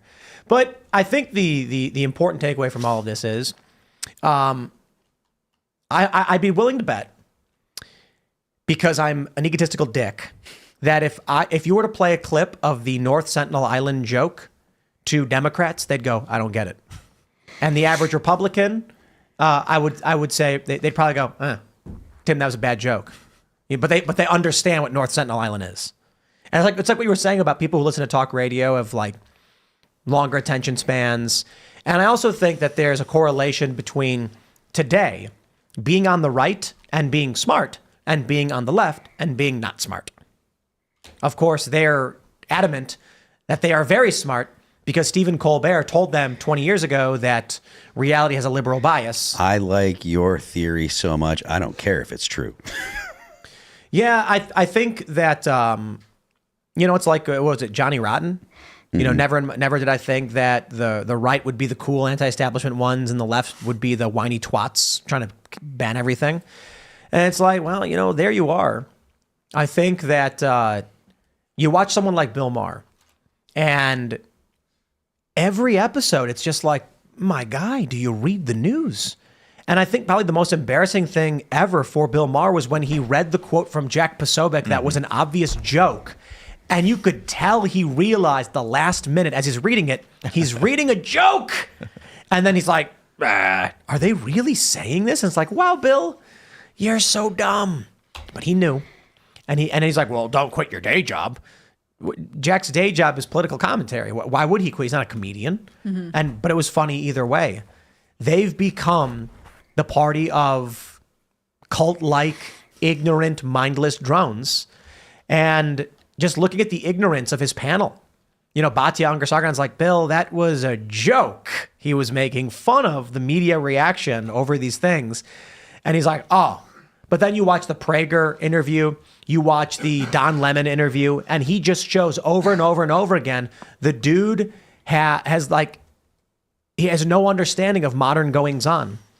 So if I were to make a joke about North Sentinel Island, a lot of people are going to say, yeah, sure, like it was a weak joke, Tim, and that's fine, but you know what North Sentinel Island is. You know what I mean? Like that's kind of the sad reality of things. Do you think humor extends to all parties, or do you think there's sort of a chasm between the types of humors people on the political spectrum can tolerate? Tough question. I think there's double standards everywhere. And also I think that people they're less and less understanding humor precisely because of the dumbing down. So people can't grasp like things having multiple meanings, different senses, nuance. That's very important in humor. Comedy requires that. It requires a kind of a high IQ. You have to have, some knowledge of things and understand the sense in which people, but I think a lot of young people, especially like the rise in autism rates and all that, that's creating a kind of a young generation that sees everything as very literal, very, the people you're talking about in terms of like social justice, protesters that are very black and white, very literal. Everything is as it is. Nothing is nuanced. I put out a few tweets last week or maybe 2 weeks ago that went viral. They were obvious jokes, to the same point that you're making about Jack's tweets. And like I was reading through the comments, and probably half of the commenters couldn't grasp a very obvious joke. The nuance that was there, obviously, it was obvious. So I think that, there's a lot going on, but I'm really worried about, going back to the point earlier about the scroll and the feed, like something's going on with whatever's going on with young people, that they're not getting educated. Like they're missing some sort of wiring. Yes. Yeah, they're spending all their time on TikTok and they're flicking through minute-long videos and understanding nothing. And they didn't. I think about, so people point this out, people who would be graduating from, let's say, Columbia or any of these universities, they also missed their high school graduation because of COVID, right? Like there is a generation that was socialized in a way that was very limited and very internet dependent. Right. And I think we are seeing the effects in rapid time because the internet makes everything evolve even more quickly. Right. They talk about this with slang. Slang evolves more quickly with the internet age. We're going to go to Super Chat. So if you haven't already, would you kindly smash that like button, subscribe to this channel, share the show with your friends, and head over to timcast.com. Click Join Us to become a member, and you'll get access to our members-only Discord server where you can hang out with like-minded individuals. There's pre-shows, there's after shows, there's community stuff going on, and people are working on projects. So if you want to get involved in something, start a project with someone, find people who are like-minded, that's the way you do it. But you'll also get access to our uncensored call-in show coming up at 10 p.m. It's going to be fun. We're going to take your calls as members, but for now, we'll read your Super Chats. Lincoln with the first Super Chat says, have Nick on, make it Rumble or members only. You won't.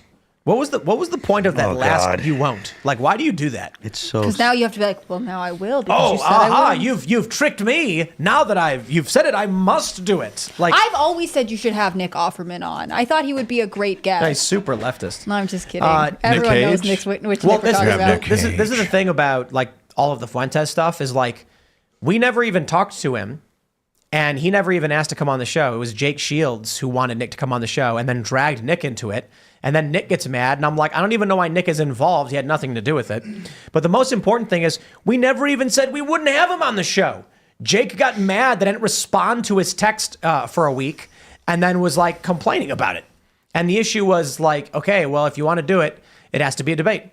And then Nick was like, oh, it's because they're scared of getting censored. And if they should just say, I'm done with these games. They're playing games. Quite literally, the first thing I said to Jake was, if we just have you guys on the show to talk about Jews, we'll get banned. But if we do a debate, then we can do the show. So why don't we find someone to make it a good show, and we'll make a big show? And he said, okay. And then everyone said no. And then he's like, his excuse is he wants to do the show with like some smaller, lesser known personalities. And it's like, okay, look, dude, when he came back to me and said he wanted to debate Shmuley, I said, sure, but like you realize people will just say you copped out of a real debate. Like you want to get like an actual academic or prominent Jewish personality who's going to challenge you, then we can do that. And he agreed with me. And then he texted me and then like, I'm busy. And he's like, because Tim didn't give me all of his time, therefore I'm angry. And then ultimately it came down to, I think Cassandra, I don't know exactly what she said, but it's like, look, if we just have you on the show without doing a debate style, then we just get banned and nobody wants to take that risk. And then they all get out of bent of shape and they're complaining and whining about it because that's what they do. Get Nick Cage and Nick on here to debate. Yeah, that would never happen. But I'd get Nick Cage on to talk about movies. Token Black Guy says, howdy, people. Howdy, Token Black Guy. Clint was not here. Kyle says, my name is pronounced Kyle, but my friends call me Keel. Proud member since January of 2021 and recently upgraded to Elite. Thank you for providing a trustworthy source of news coverage. I am mildly perturbed because the goal of the Elite membership is because, you know, the team came to me and said, Tim, you should do like a higher tier membership where it's like Elite access, slightly more expensive and more involved. And I said, oh, that's a really cool idea. We can do things like pre-releases and like privy to information. And so the ultimate thing was the first thing we can do that really makes the Elite membership worth it is key fob access at the new Cast Brew location, which means you will have a key to the private club. And, you know, hanging out at Mar-a-Lago, which is very expensive. It's like, I don't know. I don't know exactly how it works, but you're spending hundreds of thousands of dollars to be members of these places. We have our version of a club, which is $100 a month, and that covers a lot of basic costs like maintaining the building, and there's drinks there. We might still have to charge a small, like at cost rate or something, but then you get a key fob access. And so I'm mildly perturbed because we're just stuck in permitting, waiting for the drawings to come in, and it just takes forever. And it's absolutely insane how long this takes because we've been waiting 2 years, or I shouldn't say 2, like a year and a half to get this thing going. And the first thing is like we got a contractor's no good, bring another contractor, it's no good. Now we got a contractor who's super good, but now we just have to go through permitting. So it's taking longer than we thought. But the Elite Club, the Elite membership is $100 a month. And the point is we want to create physical spaces where you will actually walk up to the door and go beep, and walk in and hang out, play video games, watch TV. It's a private thing. So there'll be like, you know, I'm assuming we can have beer and stuff like that, but then you're hanging out with other like-minded individuals in the area. And thus we create the third space, they call it. A place to hang out outside of work or home or restaurants or whatever, where you can network and build stuff with people. That's the ultimate plan. But Kyle, thank you so much. We really do appreciate it. Mr. Batalon says, howdy, Tim, and howdy, Clint. See, even though Clint isn't the first super chatter, he's still getting shout outs. Did Clint go to the gym today? I wonder. I don't know. Relax Buddy says, I've been a viewer from the start. I'm a single dad with 2 boys, 5 and 3, and a mortgage. A teen drunk driving destroyed my car recently, and I'm struggling to get to work every day. Anything helps. Blake R. Meters. Meters? I hope that was right. Let me see if that comes up. Otherwise, I might just be sending money to a random person who doesn't actually need it. But I'm sure they'll be happy nonetheless. So if I search for this username, I don't think it's going to come up. Blake R. Meters. We could not find any matching profiles. Blake R. Metters. I have Venmo. That's what I have. So sorry, man. CEO of Fat Girl says yolks for breakfast. Lou Maltese for second breakfast. Oh, Lou Malnati's. Okay, I see it's a typo. Portillo's for 11sies. London House for afternoon at tea. Prime and Provisions for dinner, and Purple Pig for supper. This is the path everyone agrees. I suppose if you live in Chicago, everyone agrees. You know what I learned an important lesson? When I was growing up in Chicago, I was like, we don't have good skateboarding. We don't have good music. Like, we had our music, we had skateboarding, but it was always just like the real cultural stuff in these areas was happening in the West and East Coast, and mostly the West Coast. And then I learned Chicago's the city of food. That's like they got the Culinary Institute or whatever, Taste of Chicago. And then when I left and traveled to these other places and all the food sucked, I was like, wow, Chicago's got some of the most famous food in the country. That's how I felt about pizza growing up in New England. Apparently, there's a whole theory that New England is right at the center, or at least like coastal Connecticut is at the center of the pizza belt of America, which is based on where immigration settled. And it's one of the reasons that the Pizza Hut and Domino's started in the Midwest, and they conquered there, but it was really difficult for them to break into the Northeast market because the Northeast already had good pizza. Do you have a theory as to why the Northeast has good quality pizza? Because the argument goes that it is the water in New York and Southern Connecticut that makes, because that's where the focus is, Southern Connecticut, New Haven, and New York and stuff. See, Phil knows what I'm talking about. Of course I do. We're I'm from New Massachusetts. Do you have an opinion as to what it is? Is it the actual recipe, or is it the water that's used? I think it could be something like either water or some type of ingredients. I think part of it is that, from what I read, shout out to one of my favorite podcasts ever, which is The Food That Built America by the History Channel. They talked about the fact that people who started making pizza for these chains used like the recipe for French bread. So I think part of it is just the immigration and institutional knowledge on how to make the crust correctly. And that changes the game. Well, there was a pizza place, I think it's in Tampa, and they import water and flour from New York. Yeah, people really believe this. But there's also, altitude and humidity matter a lot. Part of the reason, one of the things that I have heard people talk about is because of the mineral content, because of like New Hampshire and New England and stuff. There's a lot. It's the old bones of New England, the mountains and stuff. Do you think that's what it is? I don't know that I think. But hearing it, it's to me, it's at least slightly compelling. I don't know that I don't have a strong feeling, but I'm like, well, that makes sense because I know that I have a well at my house in New Hampshire, and we have the best water that I've ever had. Let's read some super chats. We got highest inversion says, please pray for my friend Kara. She's a single mom of 3 living in South Carolina. She needs help with bills, saving for a new car. GoFundMe the CLJ Squad. Best of luck. Sad to hear it, but I hope everything works out. Billy MFP says AI Trump. What does it say? AI, or it says L?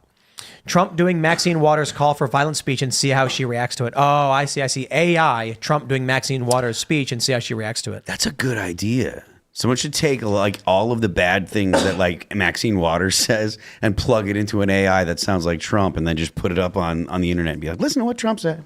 I do a really good Maxine Waters impression, but I'll save it. Is that an after show? We'll have it on the after show. It'll be fun. Deconstruction Area says, Clint this and Clint that. Where is I'm not your buddy guy been? It's been all these months. Yeah. I love this community search effort. He's missing. It's like Gig Drive and Thrive says, cut off all podcasts except for IRL. Listening since 2020 kept me sane in this crazy world. Me and my family of 5 need to come up with $1,000 by Friday or we're evicted. Anything helps. DMD Kevin. Do we believe him? Is that Venmo? DMD Kevin? DMD Kevin. We could not. Oh, wait. It popped up. Do we believe him? I think so. He supports IRL. If I support IRL, does that mean everybody can know? I just mean he's like saying he's been listening for a long time. I'm just joking. Do you believe him that he needs $1,000 otherwise he's evicted? I need to know more details. I don't know. No. So that's abstain. Phil, what say you? Abstain. Abstain? Well, no, I want to abstain. This is peer pressure. What about Serge? Pure democracy. Majority. I don't know. I know what it's like to be struggling for rent, but I also don't know anything about this dude. He's just a random YouTube commenter. He is just from the so I don't internet. know. Yeah. So does that mean everyone votes no on giving him $1,000? Well, we got two This is impossible abstain pressure. I hate this. and 1 yes. Yeah, I'll it be a seems like yes. the vote fails. I feel bad. I feel like I have this guy's like his livelihood or his home is literally on the line right now. I don't know. I'm gonna send him $1,000. I want to believe that like someone who takes the time to do this is genuinely asking for help, but it is hard to tell with the internet. That's one thing that I hate right now about culture, which is like everything is so intense. Everyone has their own negative reason for doing something that we're breeding a society that doesn't have any optimists, that doesn't believe in anybody for good reasons. On the other hand, that seems like a long-term poor investment. Congratulations, Kevin. I just sent you $1,000. I have no idea if you're telling the truth, but maybe you'll have fun either way. And then there was that other guy from last night actually super chatted too. So I imagine I'll pay his rent, but that'll be the last one. And That's then your maybe good deeds for the week. maybe depending on how I feel tomorrow, if people are like, my dog is in need of surgery or something, we'll start to. I feel like if you have a dog that needs surgery, I need to see a picture of it. You know what I'm saying? Like you could prove that you have a dog. Yeah, like the GoFundMe's, I feel are safer. Like someone just being like Venmo me, it's kind of rough because someone could just be sitting there eating pizza and being like, I need more food, so my car broke. And then it's like, yeah, I think, and the other part is like with the Give Send Go stuff or the GoFundMe's, I wonder if seeing like a big donation come in helps other people sort of jump on board and be like, oh yeah, I'm going to give to this too. I don't know. There's sort of a group encouragement. Let's see. We'll grab some more. Infinite Soul Daddy says, listen to the show while waiting for my twins to be born. Wife is in labor, but we are at a lull in the action. She's chilling and political gossip is breaking up the boredom. Wow. Nice. Well, good luck, sir. These are my favorite super chats that we get when people are like, I am having a child. I'm about to have a child. The child just arrived. I love that you're having twins. I wish this person could tell us their names, but I feel like that's children's privacy. But yeah, best of luck with labor. That sounds awful. Rob says, Phil, I use exercise to manage my mental health, especially now as I go through a rough patch. And I have to say, Divine has been on repeat since it came out. The chorus is catchy as ish. Also, is it true Hetfield is based? I'm not sure if Hetfield is based. I have heard rumors that Hetfield is based. And thank you so much for spinning Divine. I appreciate the hell out of it. We're really proud of it, and it was a lot of work and a long time that we had to sit on it. And now that it's out, I'm very, very happy that you guys are enjoying it. Justin says, Tim, that's the second chair in the new studio. LOL. Is that the one, or will you find another? It's the third. You mean second new chair? So here's what happened. We have these Boston chairs, which have been reliably good for the entire duration of IRL. But what happened was the one that was here, I don't know if I think someone put a screw in wrong or something. And so I just grabbed this other chair that we had and just used that one instead. Because whatever was like the Boston chairs are fantastic. I got no beef. We use it for years. But the one that was put together, I think was put together wrong. And so it like hurt my ass. And it was like arching it was at an angle. And so I was like, I can't sit on this. Someone's got to fix it. So I just grabbed the other chair. And then I saw this cool looking cloth chair on Amazon. I was like, oh, I want that one. That one looks pretty good. And so I just used it. I don't know. That's it. That's the reason why I have a different chair. Nothing too exciting. All right, where are we at? Let's go. Tyler Mitchell. Just a super chat. Thumbs up. Oh, you know what's really cool? You know what we could do? Maybe everyone else can vote on these chats. If like someone says something like, I got to pay my rent, and they really think the person's telling the truth, then people could give a thumbs up. You know? Something like that. I think we can help some people out. We get a lot of people who super chat saying like they have like a GoFundMe and they're looking for help. So we could certainly help out some people. We have the means. We will do our best. Certainly we can't help everybody. SG says, hey, Tim, this is SG. Wasn't able to get you my Venmo last night for rent, but here it is. Thank you for all the help. Stephen Griffin 444, huh? All right, let's see. Stephen Griffin and 444. And it popped up. There's a picture of a guy with a woman and a dog. What kind of dog is it? Oh, I can't tell. Is that a dachshund? Nope. Maybe a baby pit. Can't really tell. It's too small. But what did he say he needed last night? He needed like $17.90. Do you remember? We'll give him $2,000 for no reason.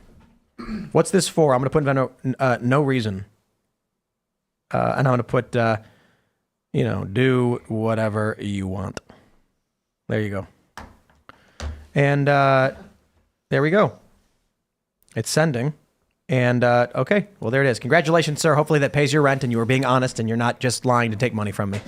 But, maybe some people will be helped. Let's go. Tina Collette says, I found a use for the pod. We need people to make chips for electronics, free housing, meals, and 4 10-hour days in a Silicon Valley 15-minute company town. There you go. Yeah. The pod thing is so weird. Someone should just like ask for money for no reason at all. Be like, I'd like to buy myself a pizza right now, and then I will send you $20. Maybe by the end of the show I'll do it because I just gave away $3,000. Here we go. T-Dog says, watch Tucker Carlson. There is a loophole for migrants in the U.S. Constitution. Is there like a way to make it a marketing budget thing? Like a way to market the show is that we just pay someone's rent every episode? I think the word of mouth on that would I'm like, would that's work the out. best marketing ever. You know what I mean? Like everyone's going to be like, dude, I'm watching that show.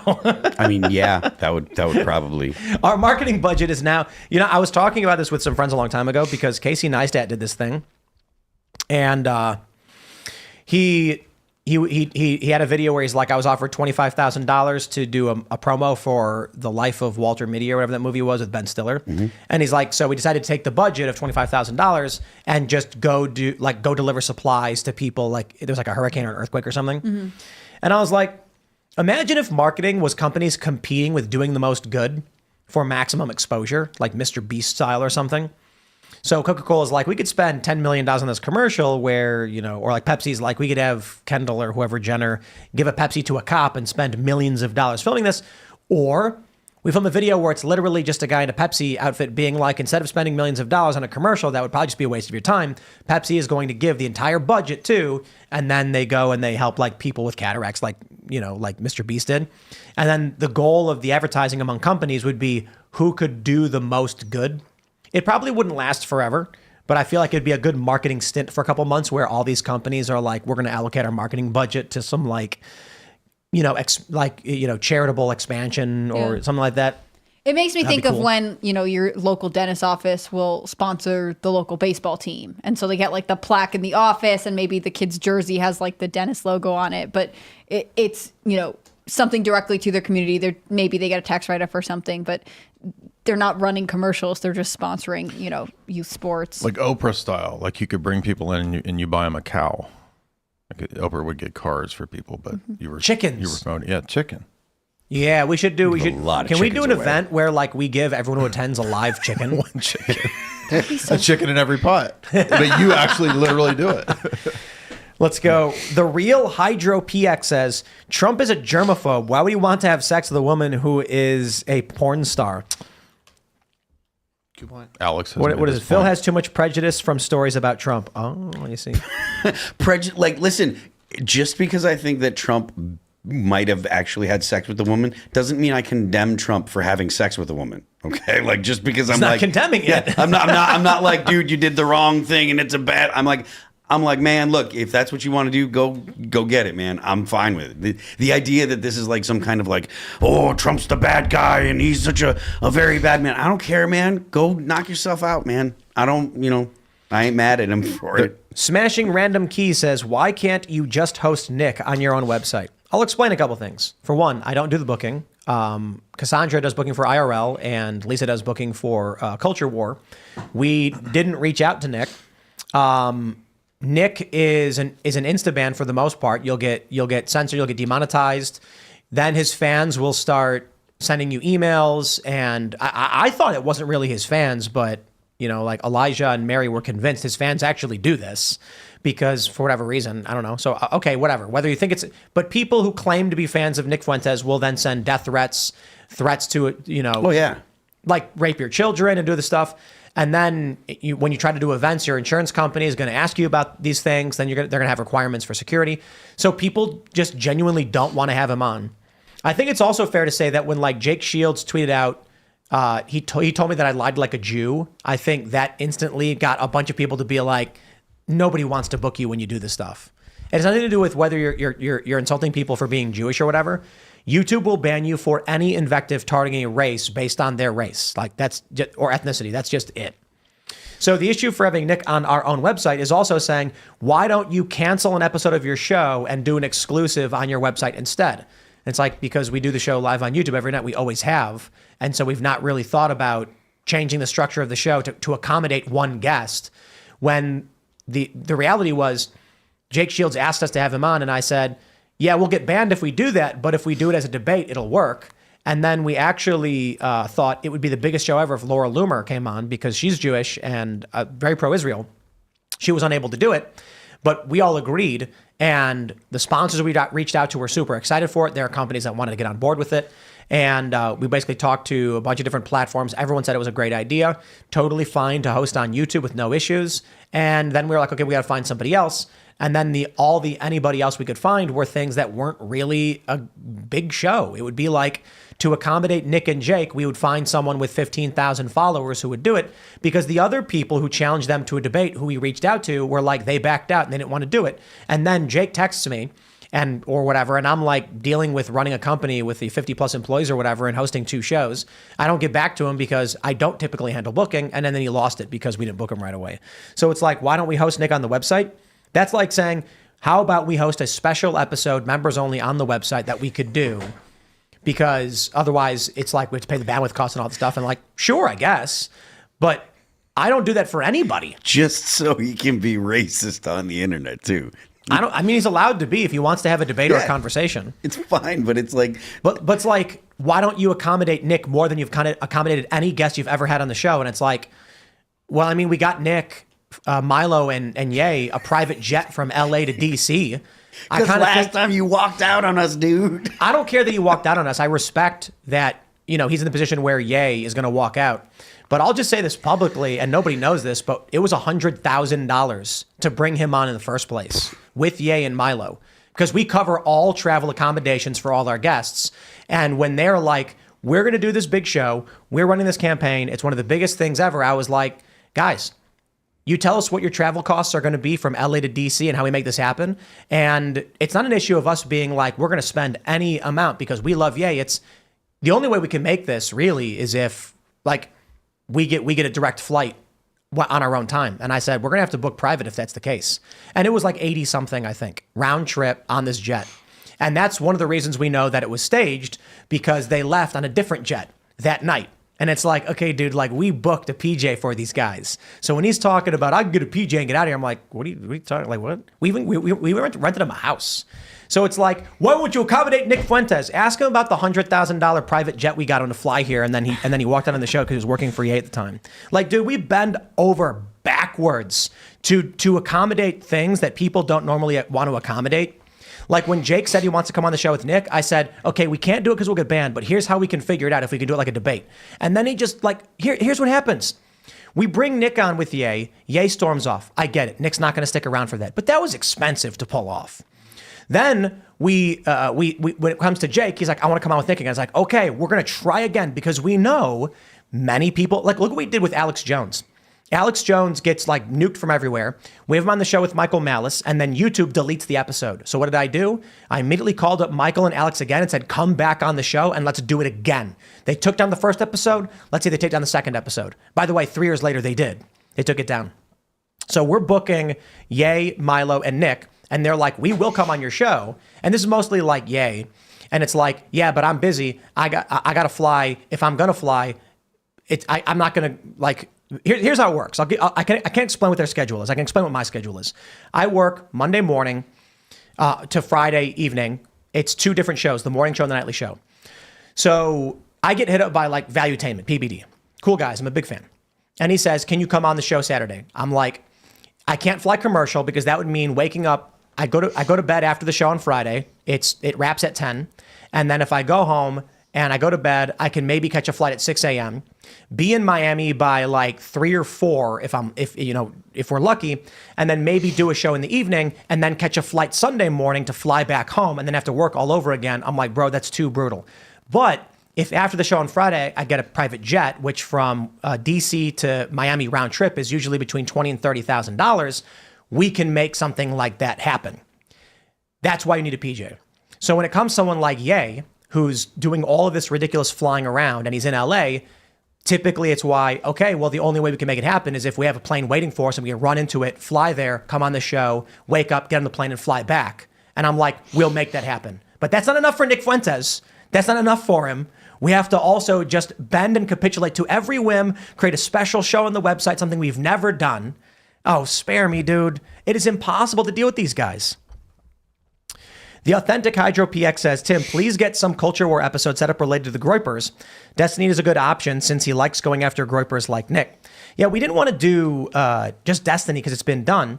What I really wanted was an actual historian, pro-Israel, maybe even pro-Zionist, who's going to sit down and actually have real facts and have a real debate with Nick Fuentes. Jake Shields is ancillary to it. He was organizing it. And we couldn't get anybody. There are personalities and political commentators who are like, I'll do it. And I'm like, yeah, look, man, with all due respect, I don't mean to be mean to smaller personalities, but of course they will. Of course, somebody who doesn't have a big following will come on a show with 1 million+ subscribers to debate Nick Fuentes on this issue, which will get 1 million+ views. I even told Jake, I'm like, if we get this right and we get like a real Zionist and pro-Israel personality to like debate you, we're talking like 5 million hits. It'll be like the biggest podcast in a long time. He's like, I completely agree. We couldn't pull it off. So, there you go, man. Transparency as transparency can be. Let's grab a couple more super chats here. Where are we at? YouTube's going, I'm not your buddy guy. Whoa. Hello. He's back. He says Trump didn't do it. Stormy's saying Trump said she reminded him of his daughter before they did. Clearly shows the White House is directing this. Oh, interesting. Brewmaster Monk says Jay Dyer asked him to host a debate between you and Adam Green on the Culture War podcast. Who's that? The thing with Adam Green is that it's an individual who's done several sort of debates with lesser known figures that in those debates, I think he's demonstrated that there's not really much familiarity with basic philosophical concepts, fallacies, argumentation. So I don't think that would be a very fruitful debate. Oh, there you go. Let's go. We'll grab a couple more here. And where are we at? Maybe we can get like one more good one. YouTube's really laggy. Vinyl says, hey, Tim, I'm making a Pokemon-like video game set in the Old West. Opposies is going to be a story of freedom from multiple viewpoints without being woke trash. It can be wish-listed on Steam or found on my channel. Well, good luck, sir, with your video game. Freedom Stacker, last one, says, I got a bill from the IRS for $182. No idea why, but like you said, I'm going to pay it. I don't have a tax attorney on retainer because it's too expensive for you to fight.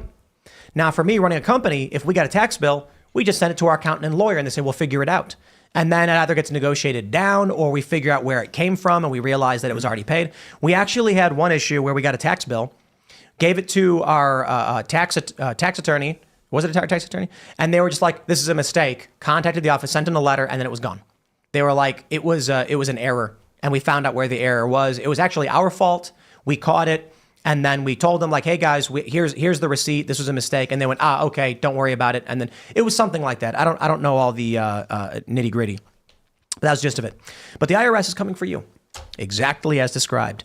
So smash that like button, subscribe to this channel, share the show with your friends, head over to timcast.com, click join us, become a member to support the show. And if you like what we do, as a member, you'll get access to the call-in show, which is coming up in a couple minutes, where we're going to take your calls as members, and it'll be a lot of fun. Not so family friendly and probably offensive in some ways, but we'll have a good time. You can follow the show at Timcast. You can follow me personally at Timcast on X and Instagram. Follow us on rumble.com/Timcast IRL. Jay, do you want to shout anything out? Yeah, just one brief shout out. We're going to be doing a live event June 22nd in Las Vegas, and you can get those tickets on my Twitter. We'll be live with my wife and with Jamie Kennedy from Scream and from Romeo and Juliet. He does a great stand-up bit. It's going to be a lot of fun, so get your tickets now. Right on. Thanks for hanging out. I am Phil That Remains on Twix. I am Phil That Remains Official on Instagram. The band is All That Remains. You can check us out on tour this summer on the Destroy All Enemies tour with Megadeth and Mudvayne starting August 2nd, going through until September 29th. You can check out our brand new video. The song is called Divine. You can check it out on YouTube, Apple Music, Spotify, Pandora, Amazon Music, the internet. And don't forget, the left lane is for crime. Hannah Claire. It's been so fun being here. I'm glad you could join us, Jay. I'm Hannah Claire Brimlow. I'm a writer for SCNR.com. That's Scanner News. Follow all of our work at Timcast News on the social medias. If you want to follow me personally, I'm on Instagram, hannahclaire.b. I'm on Twitter, HC Brimlow. Thank you guys all so much. Bye, Serge. See you later, Hannah Claire. Peace out, everybody. Have a good one. We will see you all over at timcast.com in a couple minutes. Thanks for hanging out.